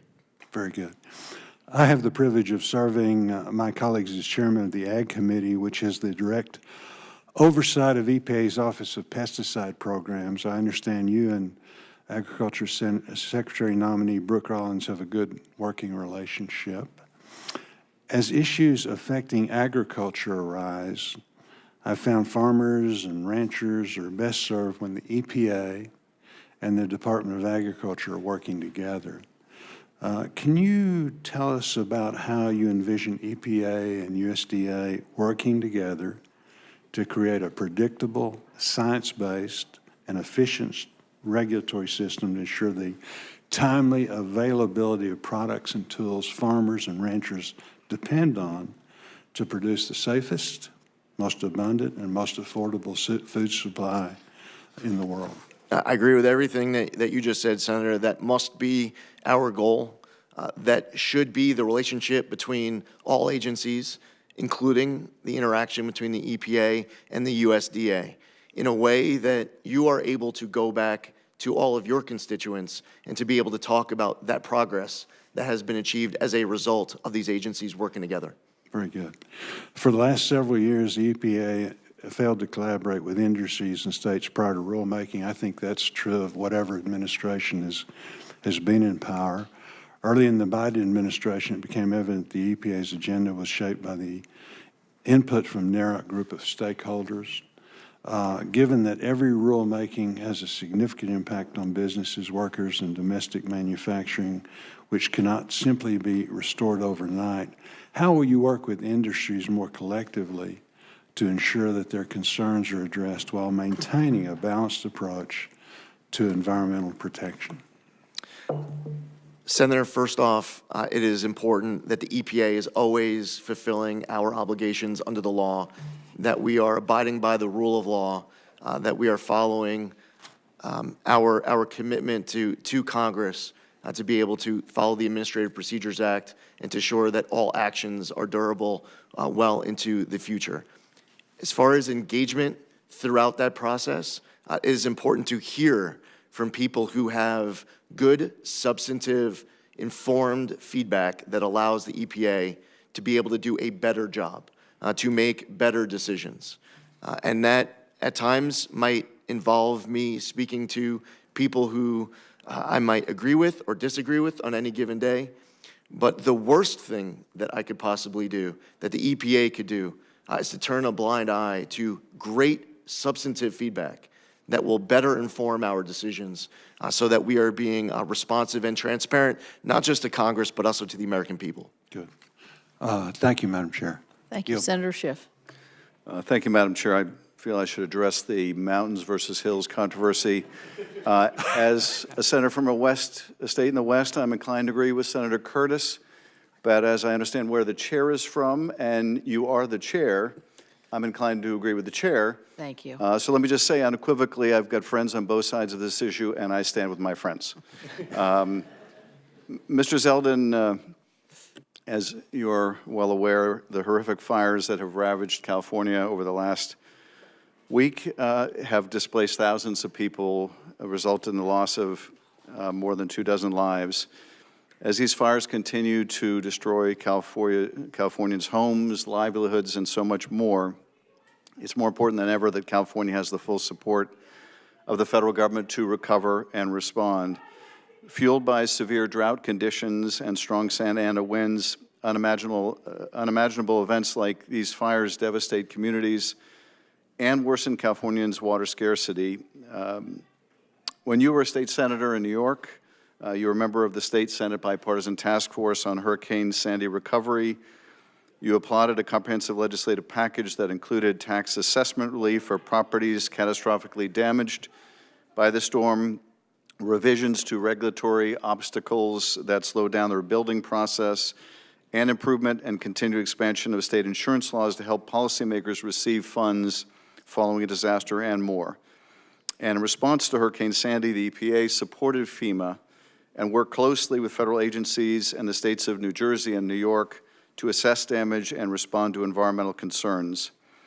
The EPA stepped in to assess the condition of drinking water and wastewater facilities, helped to get several damaged wastewater treatment plants in New Jersey up and running, evaluated conditions at hazardous waste sites, and assisted in the collection of debris and household hazardous waste.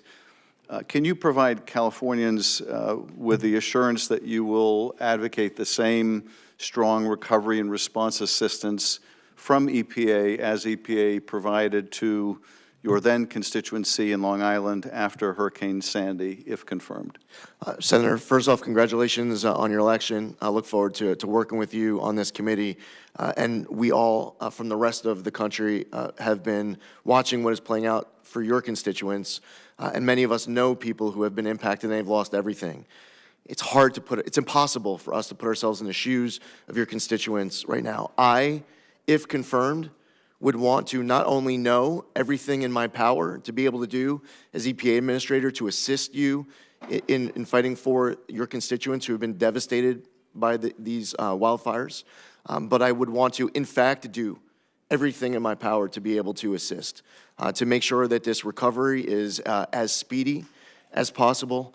I would like to come to California to speak to those on the ground, hear any concerns that we need to take back with us to Washington, and to assist both you and Senator Padilla and your House colleagues to be able to fight for these constituents who have lost everything. Thank you, Mr. Zeldin. We will welcome you to the state and look forward to your visit. After the Maui fires in August 2023, EPA crews removed more than 200 tons of hazardous materials from 1,400 plus properties in the fire-impacted areas. The EPA also deployed water emergency team members to provide on-the-ground guidance and technical assistance for stormwater, wastewater, and drinking water for the county of Maui.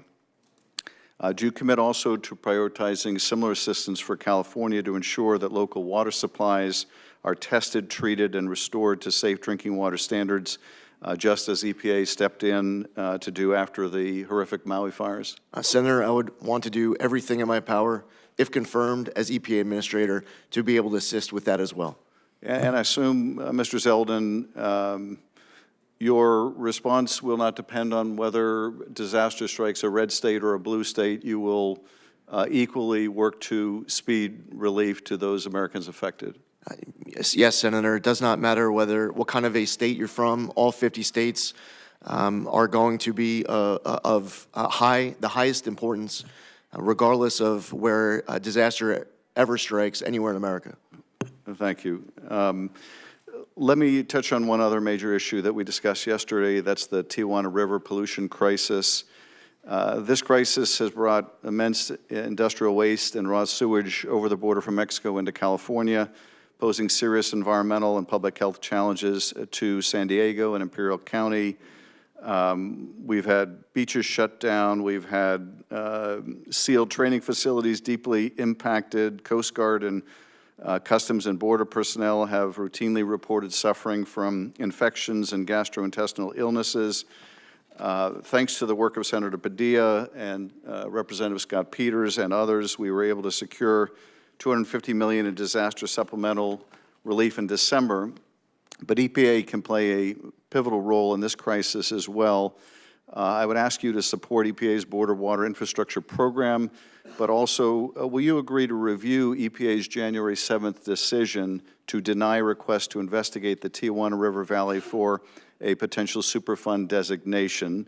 I'm not asking you to prejudge it, but will you agree to review it and consider whether a different judgment should be reached? Yes, Senator. I thank you. Thank you, Madam Chair. Thank you. Senator Lummis. Thank you, Madam Chairman. Congratulations to you and to our ranking member. Look forward to working with you both. Mr.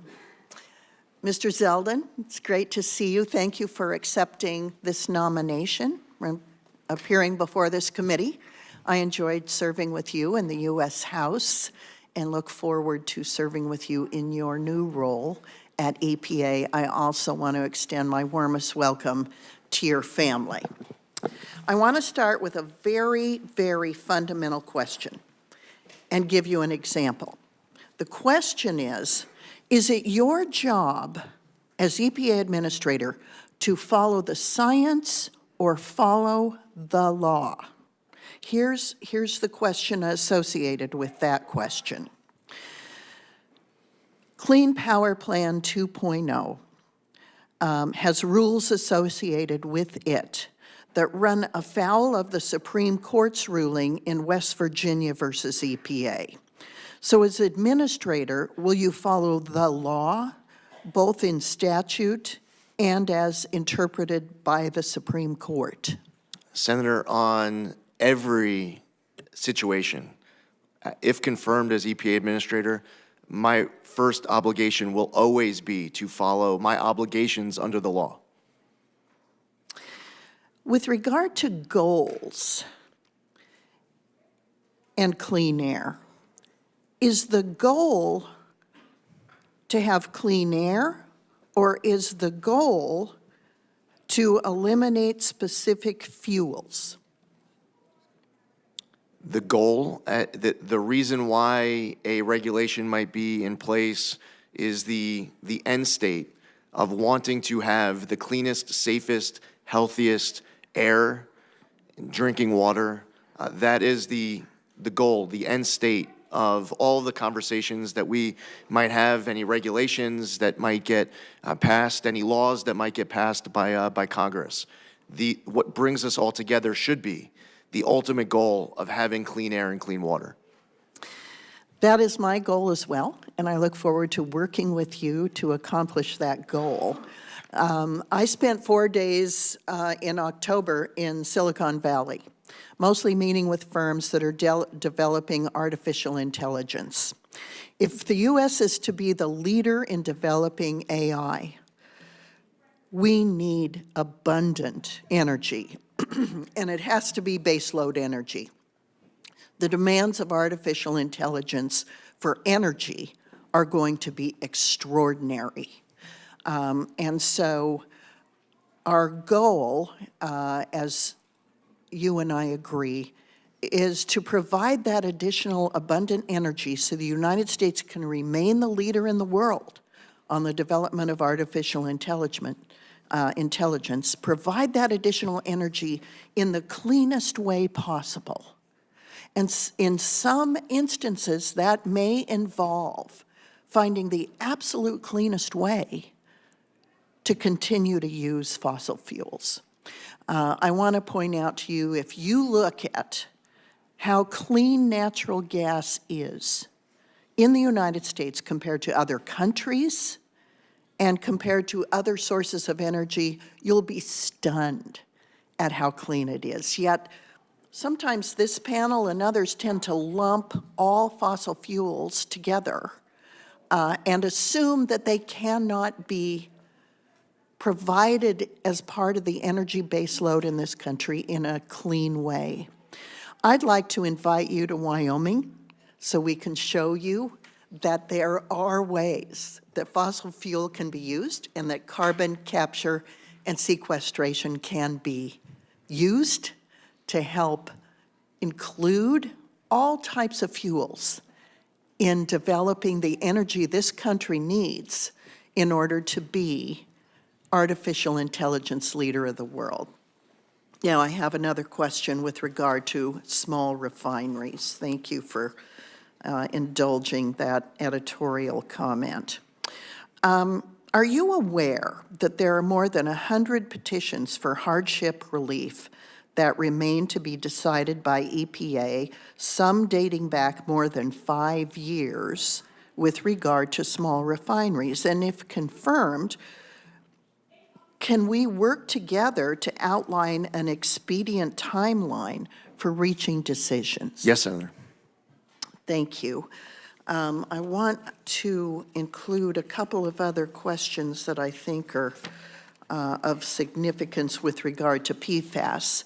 And I'm running between two hearings, so excuse me if I'm being repetitive.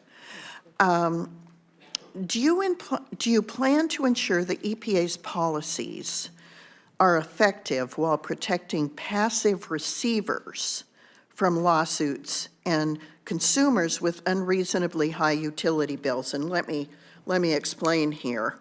The Biden administration's plan to designate legacy PFAS as hazardous substances under CERCLA can impose liability on entities like municipal water systems that did not produce or knowingly handle these chemicals.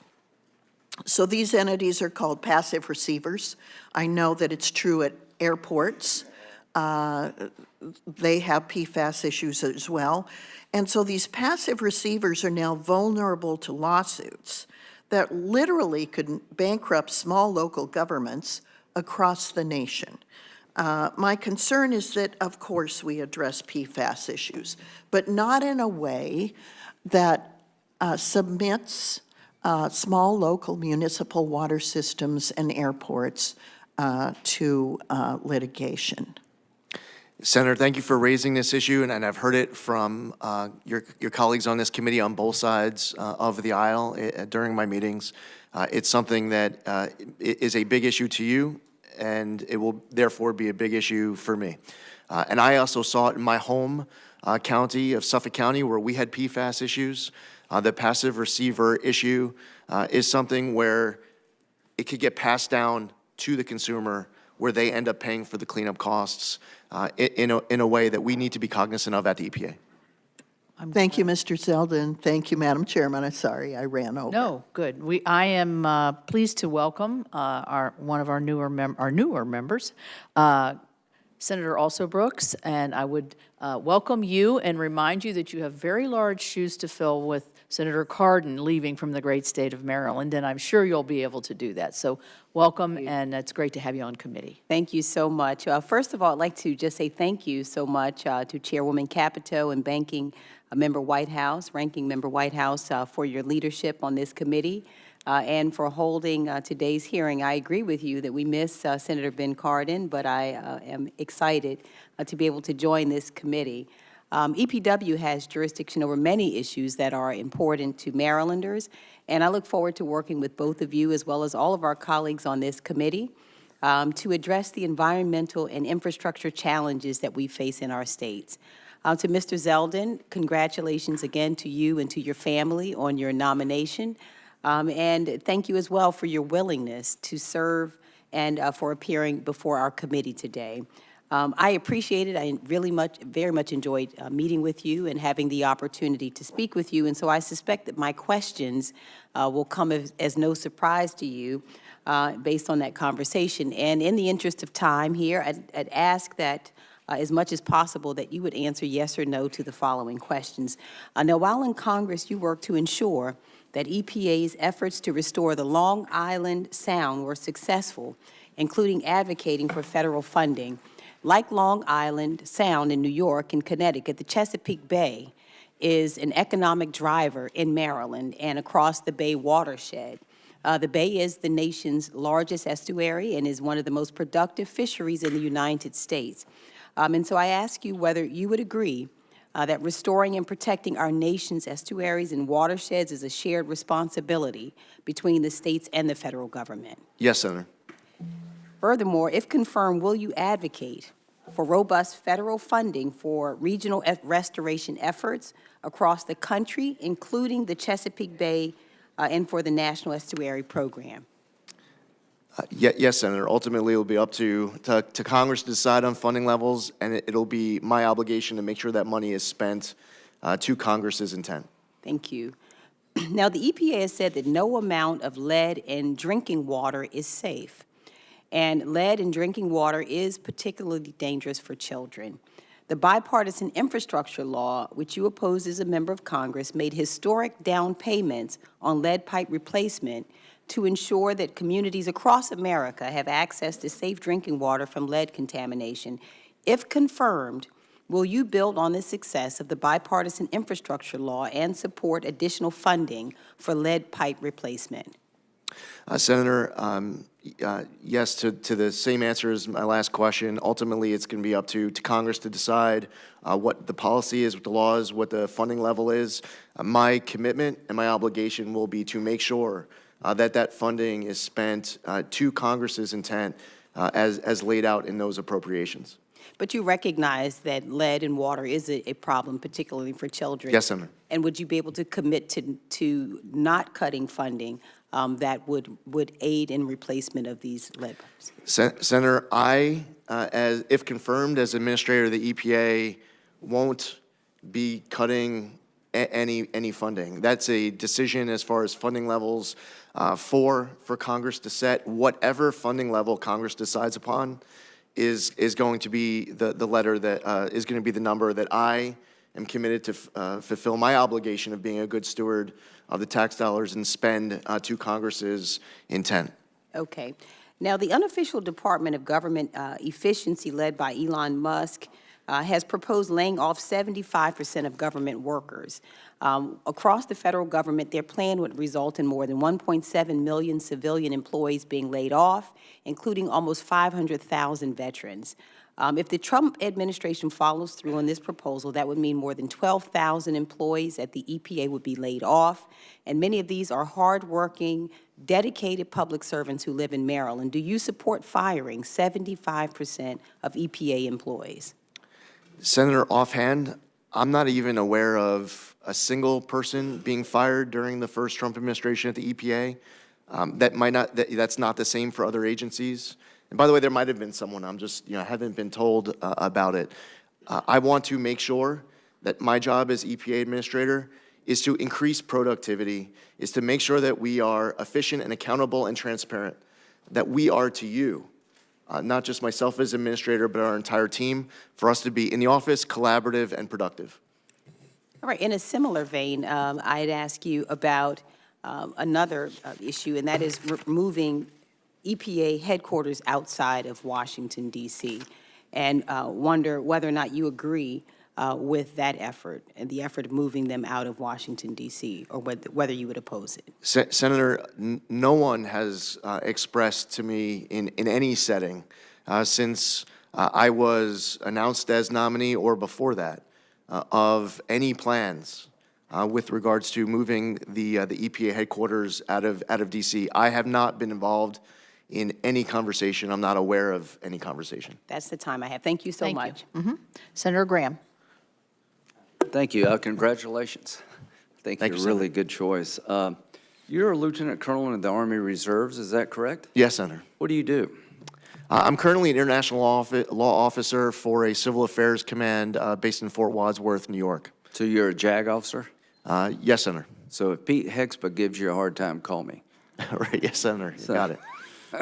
So, so Senator Whitehouse and myself have been working on climate issues for a long time, and I saw that you were chairman or a member of the Bipartisan Climate Solutions Caucus, is that correct? Yes, Senator. Why'd you do that?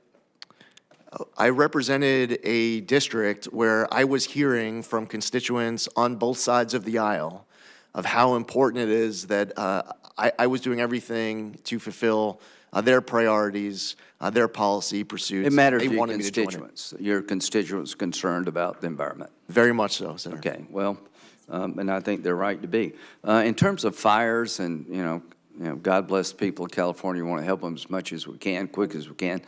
Helena came through South Carolina, North Carolina. It's just very tough. Let's help people. Is it okay to try to look at lessons learned when you look at disasters?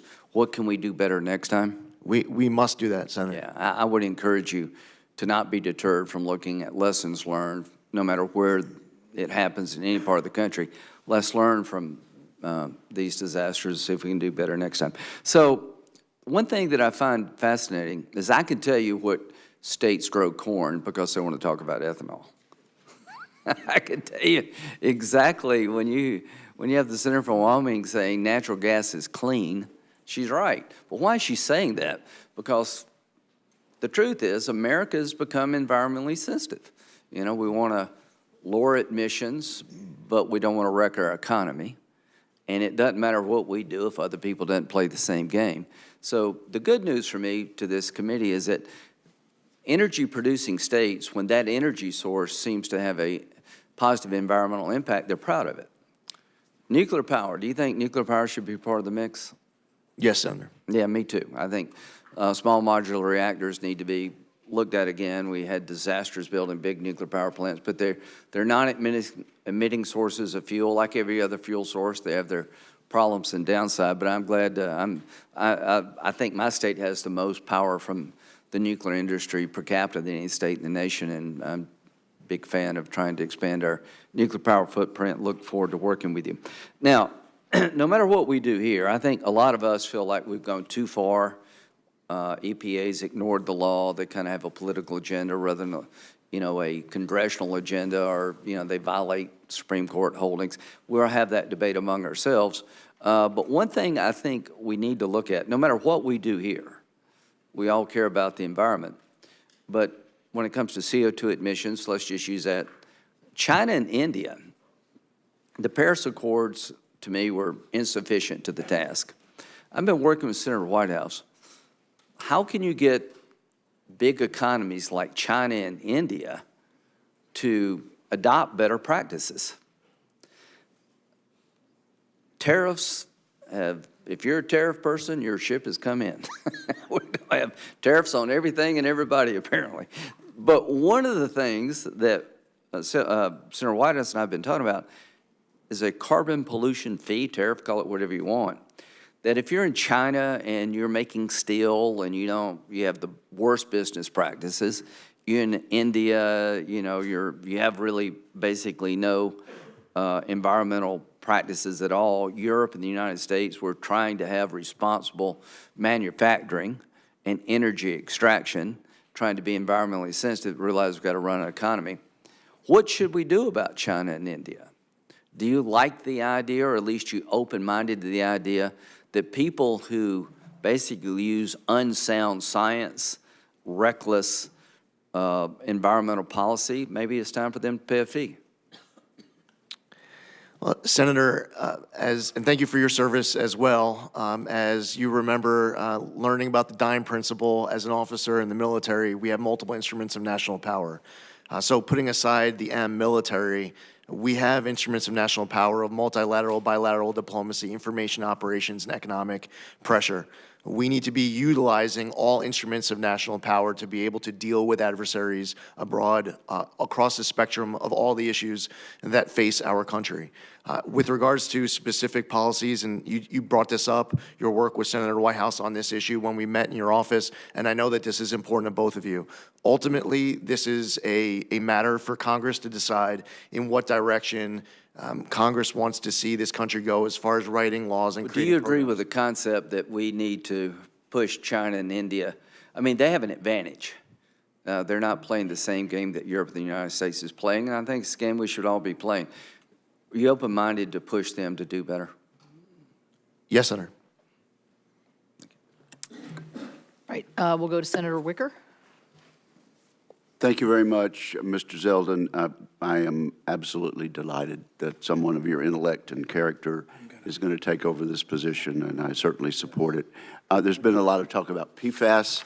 Let me just say I applaud your answers, and I think it's important for the public to realize that we need to do what we can to prevent exposure to PFAS. But in terms of the things we are needing for national security, such as munitions, aircraft, and vehicles for our Department of Defense, we can't do without it, and we're going to have to use it for a while. So that is a statement that I'll not attach a question to, since it's already been discussed.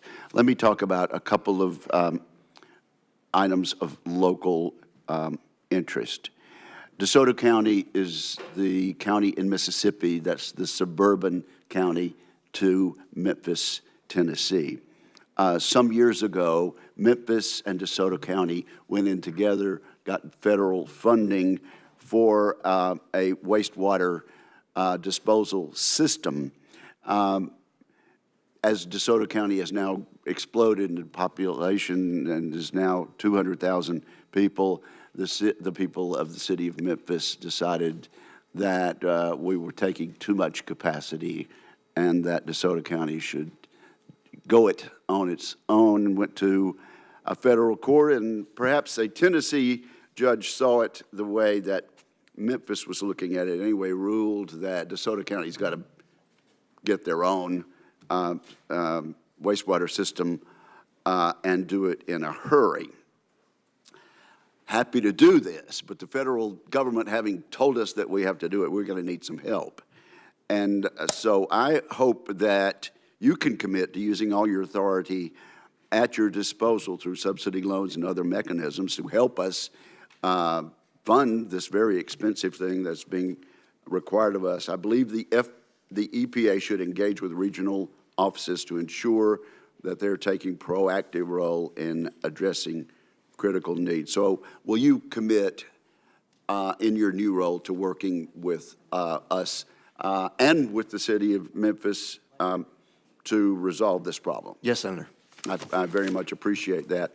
Now, let's move down to Jackson, Mississippi, where we've had a flood problem for some decades. A flood control measure was authorized in the WRDA Act of 1986. I don't know what you were doing in 1986, Mr. Zeldin, but it was a long time ago.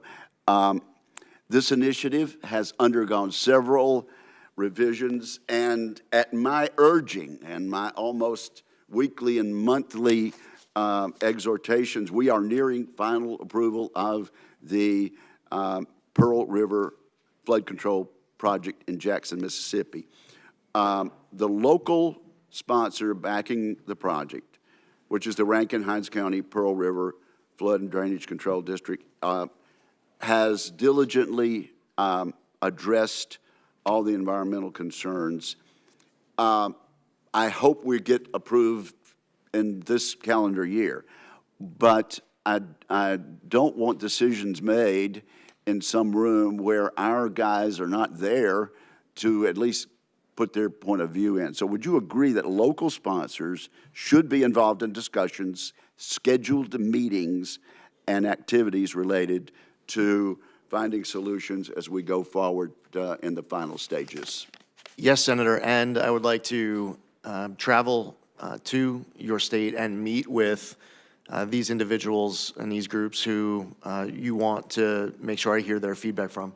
Good. Well, I can assure you it's bipartisan and just about as broadly based as possible. Now, let me just mention something, and I don't know that that you can make any promises to me because this is before the Supreme Court, but I just want to say on the record, there is a good neighbor rule that's come out of the Biden administration, and it has somehow concluded that my state of Mississippi, under a population of under 3 million, is somehow to be penalized for downwind ozone pollution from Mississippi to Dallas-Fort Worth and Houston. Now, those of us who've seen weather maps, we know kind of the way weather travels. It doesn't travel from east of the Mississippi back to Houston and Dallas, but somehow they have determined that our largely rural state of Mississippi should be penalized for ozone pollution in Dallas and Houston.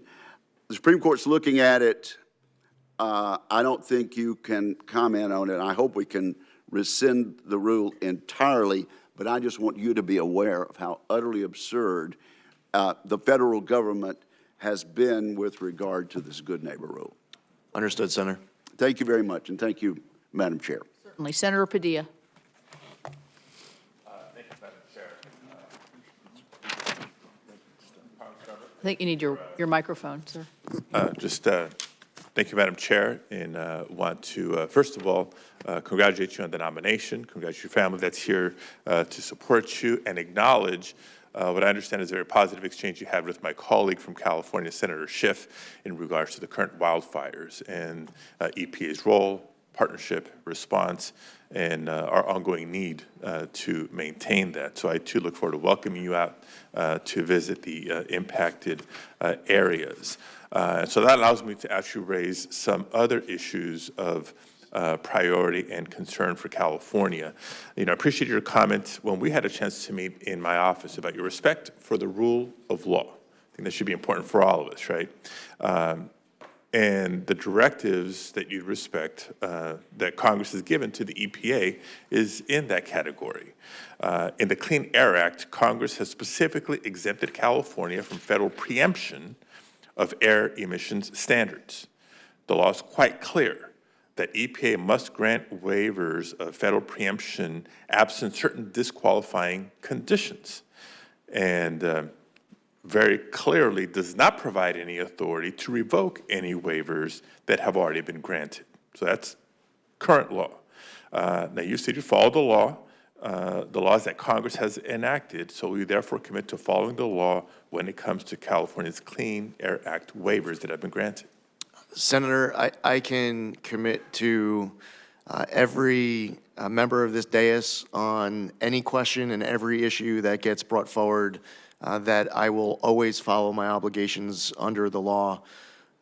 And while there are processes in the future on different topics where I can commit to following the Administrative Procedures Act, I will tell you that I will not prejudge any outcomes of any future processes, again, on any issue that any member could bring up here.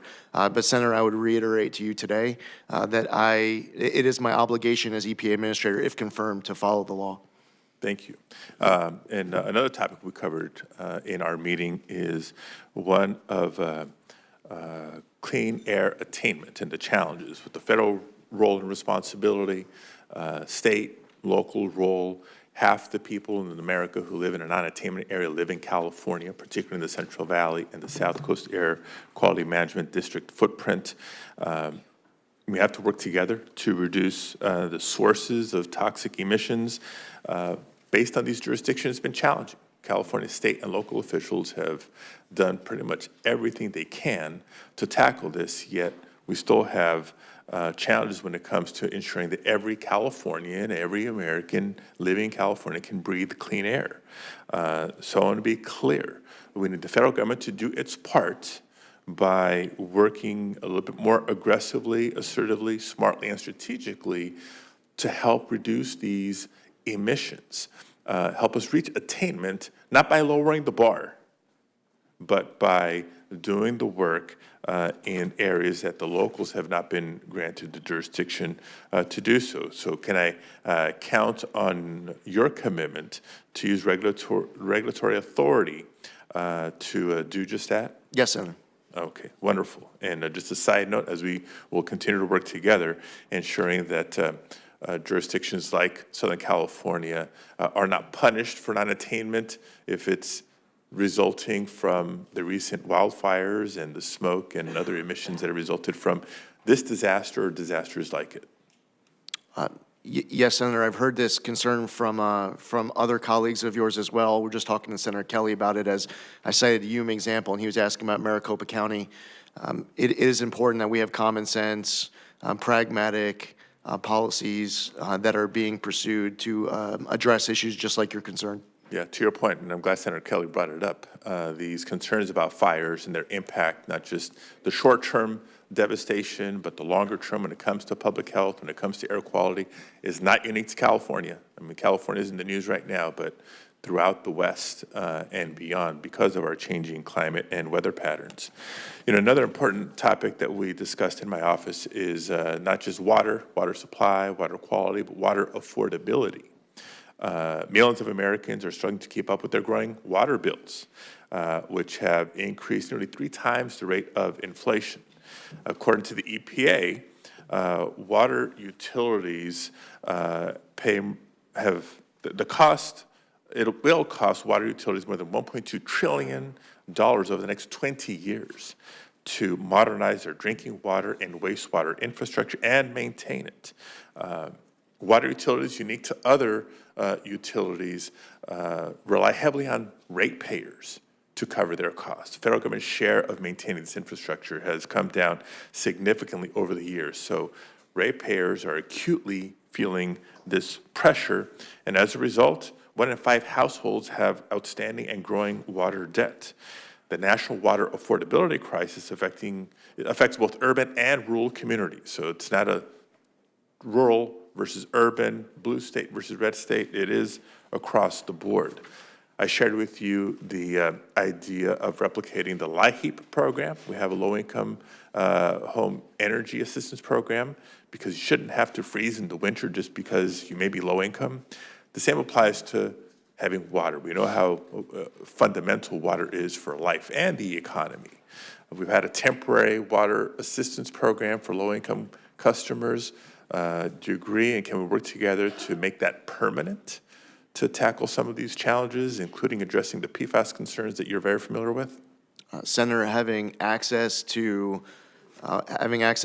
clean drinking water is something that I want to, if confirmed, to be able to do my part, and working with you and your colleagues across the entire country to deliver.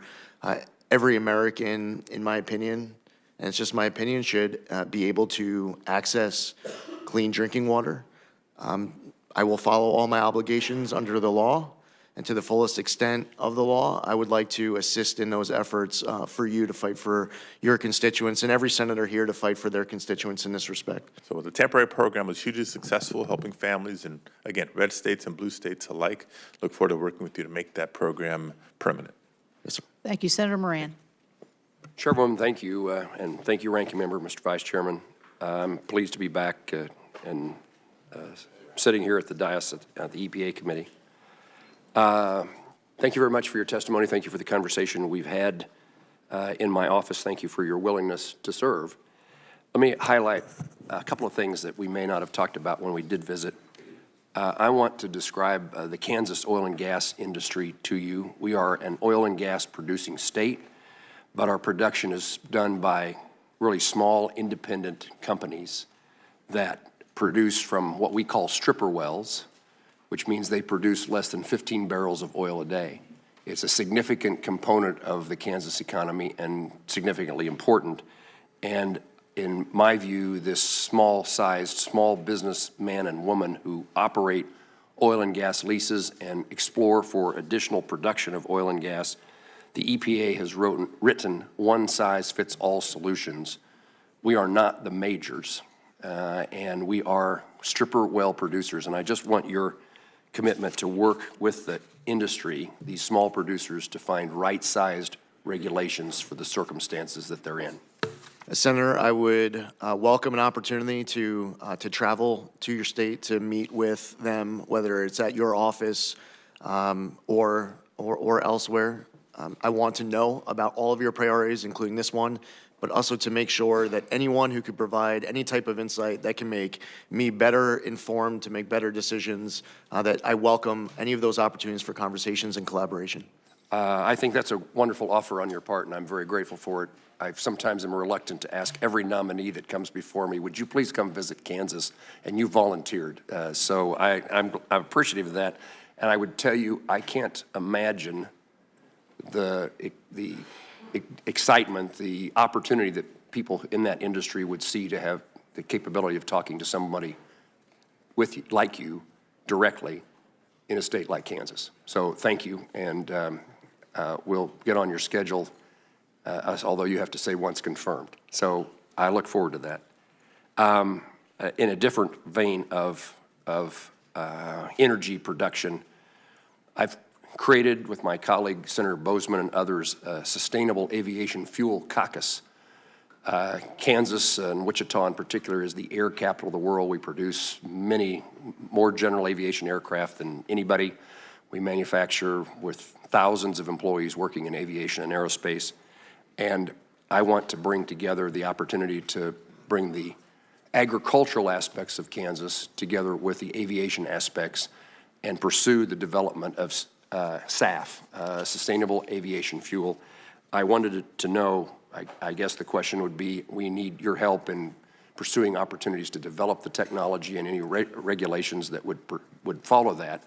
And I suppose if you're coming to Kansas, we ought to introduce you to the people who are in the process of developing a new industry, as the airline industry shifts itself from fossil fuels to, let me say that differently, from the fuels it uses today to sustainable aviation fuel produced by agricultural byproducts. Senator, I look forward to that conversation as well. Okay. The state revolving funds, I don't know whether anybody's asked this question before, but it'd be a mistake for me. That clean water and drinking water state revolving funds are hugely important. I represent a lot of communities in which they are placed under significant requirements by the federal government, but they don't have the ratepayers. They don't have the number of users of water.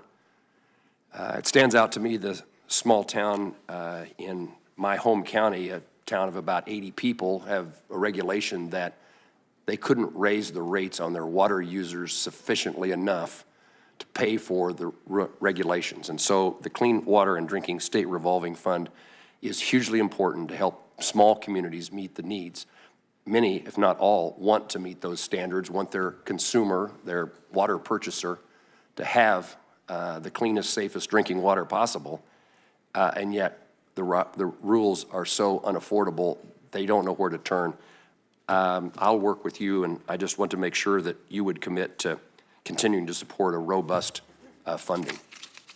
Yes, Senator. Ultimately, the funding level will be set by Congress. It will be my responsibility to ensure that I'm doing my part to fulfill congressional intent and being good steward of tax dollars so that I can report back to you on all sources of funding coming through the EPA. This specifically, I've heard from other colleagues of yours on this dais as a top priority of theirs, and therefore it will be a top priority of mine too. I thank you for that. I would also add that you should need to be a voice within the administration as the budget is prepared and OMB makes decisions in support for the fund as well. It's certainly true that presidential budgets are not irrelevant, and it's useful if we start with a robust number that is beneficial to the country.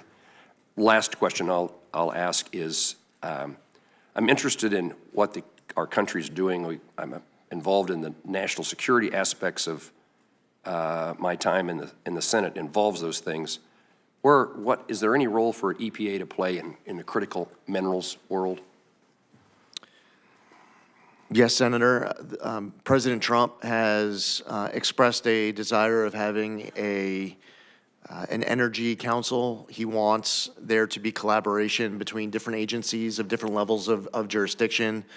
That involves everything from permitting reform, which is one topic actually that I heard Senator Whitehouse reference earlier in his opening remarks. I believe that it is important for agencies to be working together, regardless of whether we are the lead agency or we have a different role to play of following another agency. But I look forward to any collaboration working with other agencies to do EPA's part. Congressman Zeldin, thank you for taking my questions and responding. Thanks, Senator. Thank you. Last but not least is someone who also has some big shoes to fill, as the former chairman of this committee was from the great state of Delaware, but I know that Senator Blunt Rochester is well up to the task, and we welcome her to the committee and welcome you to the questioning. Thank you. Thank you, Madam Chairwoman, and thank you so much to you and the ranking member for the warm welcome. I'm excited to be on this committee. Senator Carper and I wear different types of shoes. I wear pumps. Let me begin by expressing my gratitude, though, to the former chairman of this committee, my friend and mentor, Senator Tom Carper, for his years of faithful service, not only to this committee, but also to our nation and to saving our planet. I'm proud to be able to be a member of this esteemed committee. And Mr. Zeldin, I appreciate your visit last week, and you clearly stated in your testimony that we must ensure that we protect our environment. And in our conversation, I shared with you the rich diversity of my state, from our farmers to city dwellers to our coastal communities and our environmental justice communities, and why the EPA is such an important and great partner to our state. I've, in my time in the House, prioritized clean air, clean drinking water, affordability of those things as well. And for us, it's crucial that we have the best candidate for the EPA administrator. So in our conversation, I was really pleased also that you earnestly acknowledged that climate change is real and that you are committed. You actually affirmatively, before I even got the question out, said you committed to following the science and letting that dictate the policies of the EPA. And as I said in my home state, we feel the impact of climate every single day. And as a former member of the House, I know we talked about the similarities in our district, low-lying, vulnerable to sea level rise, and it's critical to our coastal communities. How will you direct the EPA to help these communities like ours survive the rising sea levels and extreme weather brought on by the climate crisis? Senator, this is a topic that involves multiple agencies working together. So EPA being able to do its part is incredibly important. EPA might not have the funding that the Army Corps of Engineers is bringing to a particular project as may be authorized by Congress. The Department of Interior might be working on a particular aspect of this under its jurisdiction. The collaboration between agencies is critical. The collaboration between agencies and Congress is going to be important as well. I think it also helps for I, as if confirmed as EPA administrator, to be traveling to a state like yours to see issues firsthand on the ground, especially when they emerge on, at times, little notice, sometimes with far more notice, to be able to hear from people who have been working on these issues a long time, to be able to hear that feedback, to allow that feedback to inform my decision-making and to bring that feedback with me to Washington, D.C. when I return from those trips, which I look forward to, if invited, coming to visit your state with you. Thank you so much. I have a couple of yes or no questions because I know time is limited. You stated that EPA's mission is to protect the health of the public and the environment. Is this still your position? Yes or no? Yes. Will you ensure EPA prioritizes policies that promote access to clean water? Yes or no? Clean what, Senator? Clean water. Yes, Senator. Yeah. And as you know, many rural communities have old water infrastructure and rely on well water, particularly in Delaware, which creates significant water quality issues. How will you, your EPA, help these communities access effective solutions such as upgrades to stormwater infrastructure, watershed restoration, or water infiltration?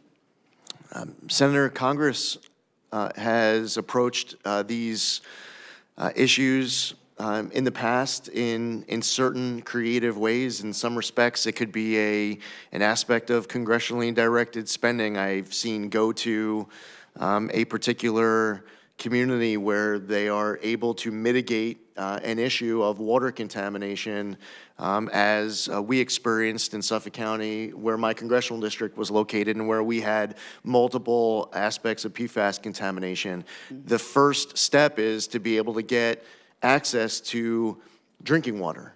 And even if that's providing bottled water, that's a partnership that starts with local leadership, where a state and federal government is asking, what can we do to assist? What's important is long-term mitigation. And what is so frustrating to the American public is when they see these issues lasting for 10, 20, 30 years and the ball's never moving in the right direction. I look forward to doing my part to work with your local communities to get these issues mitigated to whatever extent I can help. You actually brought up for me something that was personal. We have communities that did not have access to clean drinking water in our state. And so it was important for us to work on that revolving state water fund, getting that water to those communities, but also the water affordability. And Senator Padilla mentioned the work on the LIHEAP for low income for water programs. I led that charge in the House side and would love to continue working, again, to make this a permanent program for those families. I will yield back, and hopefully we have a second round of questions so that I can ask about soot, particulate matter.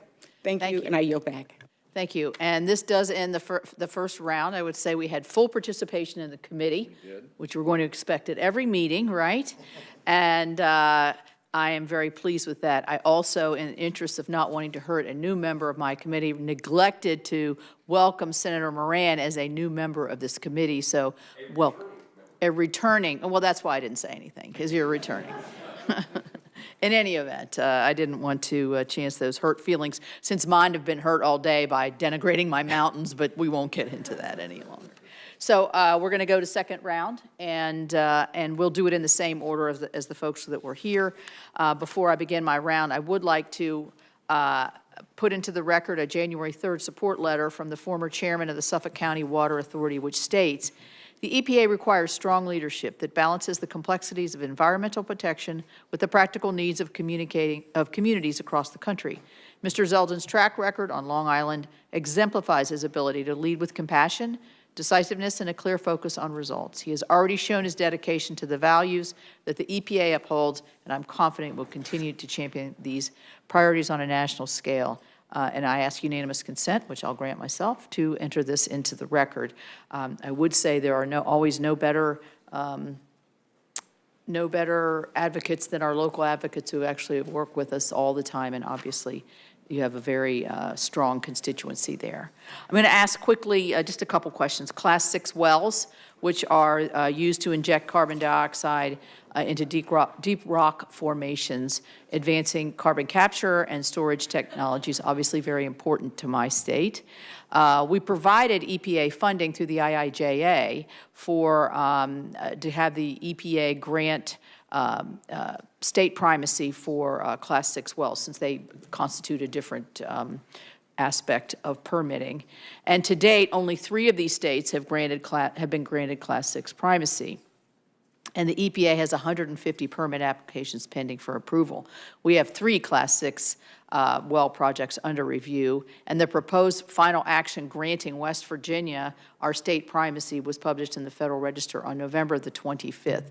This is going to be very important to us, as we had testimony last year that the North Dakota, who has primacy, was able to permit, I think, 7 wells in a short period of time, whereas the EPA, as they were trying to permit under their federal authority, it took them over many more years the time to permit just 3. So you can see how those who, again, who are closest to the situation have the ability to make good decisions. So will you prioritize the timely completion of West Virginia's Class 6 permitting process and work with me to ensure that the EPA is a resource rather than a barrier in this transition? Yes, Senator.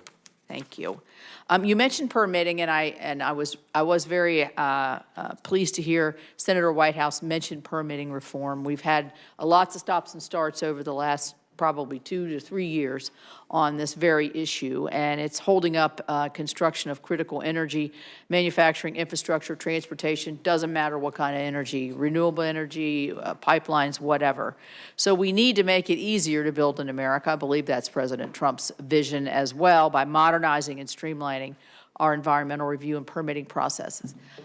Congressman Zeldin, what opportunities do you see for EPA to be able to establish more efficient and predictable permitting processes, in addition to working with all of the other agencies that play a part in this on these vital decisions? And Chairman Capito, that last part of your question is key for different agencies to be able to work with each other, collaborating with each other, and also for agencies to be able to collaborate with Congress on any opportunities that Congress sees to pursue permitting reform as well. As far as EPA jurisdiction goes, we see a role of the EPA, for example, as it relates to environmental impact statements. There are different issues where there will be opportunities for the EPA to follow its obligations under the law. There's a possibility that Congress might choose to make changes to the law on items that are under EPA jurisdiction.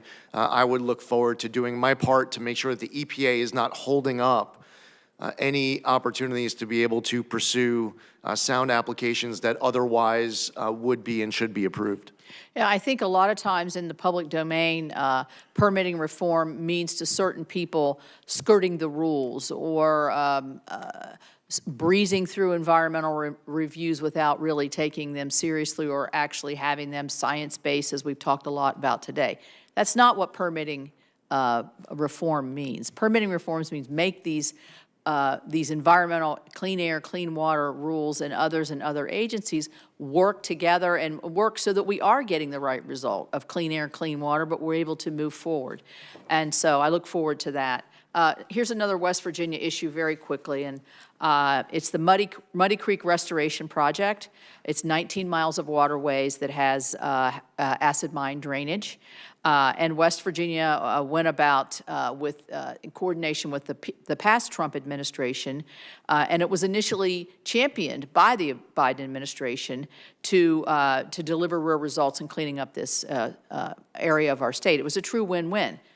The Biden administration, for some reason, which we can't figure out, flip-flopped on this, and they just started putting more burdensome, costly, and a much, much slower cleanup process. So you're still having your acid mine drainage while we're getting hung up here. It threatens projects like Muddy Creek and discourages other communities from pursuing similar efforts to achieve real environmental remediation and benefits. Will you commit to me, working with me in the state, to try to reverse these counterproductive changes and cut the red tape and restore this for more cost-effective but also better environmental results? Yes, Chairman Capito, I know how much of a priority this is. You've been outspoken on this issue. It's my commitment to work with you as soon as, if confirmed, as soon as I'm in that position, I'd welcome that opportunity. Thank you. Senator Whitehouse.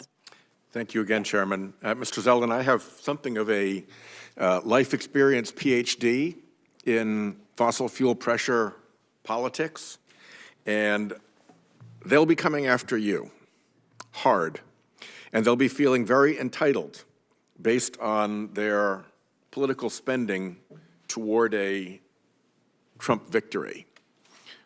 I have two questions when you're faced with that. The first is that prominent voices in Trump world have been saying that it is important to traumatize EPA's workforce to drive them out. They've been saying that it's important to cut EPA's workforce by 2/3 or more, not just Washington, but the field, the entire organization. And they've been saying that it's important to destroy the professional civil service protections of EPA's workforce. How do you respond to those three threats?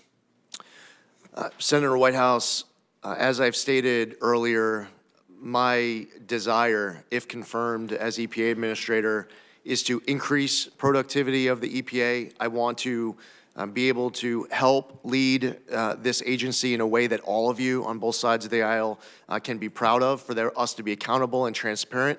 I want maximum collaboration, not just with Congress, but internally within the EPA. I've been hugely impressed with the level of talent stepping up to serve at EPA.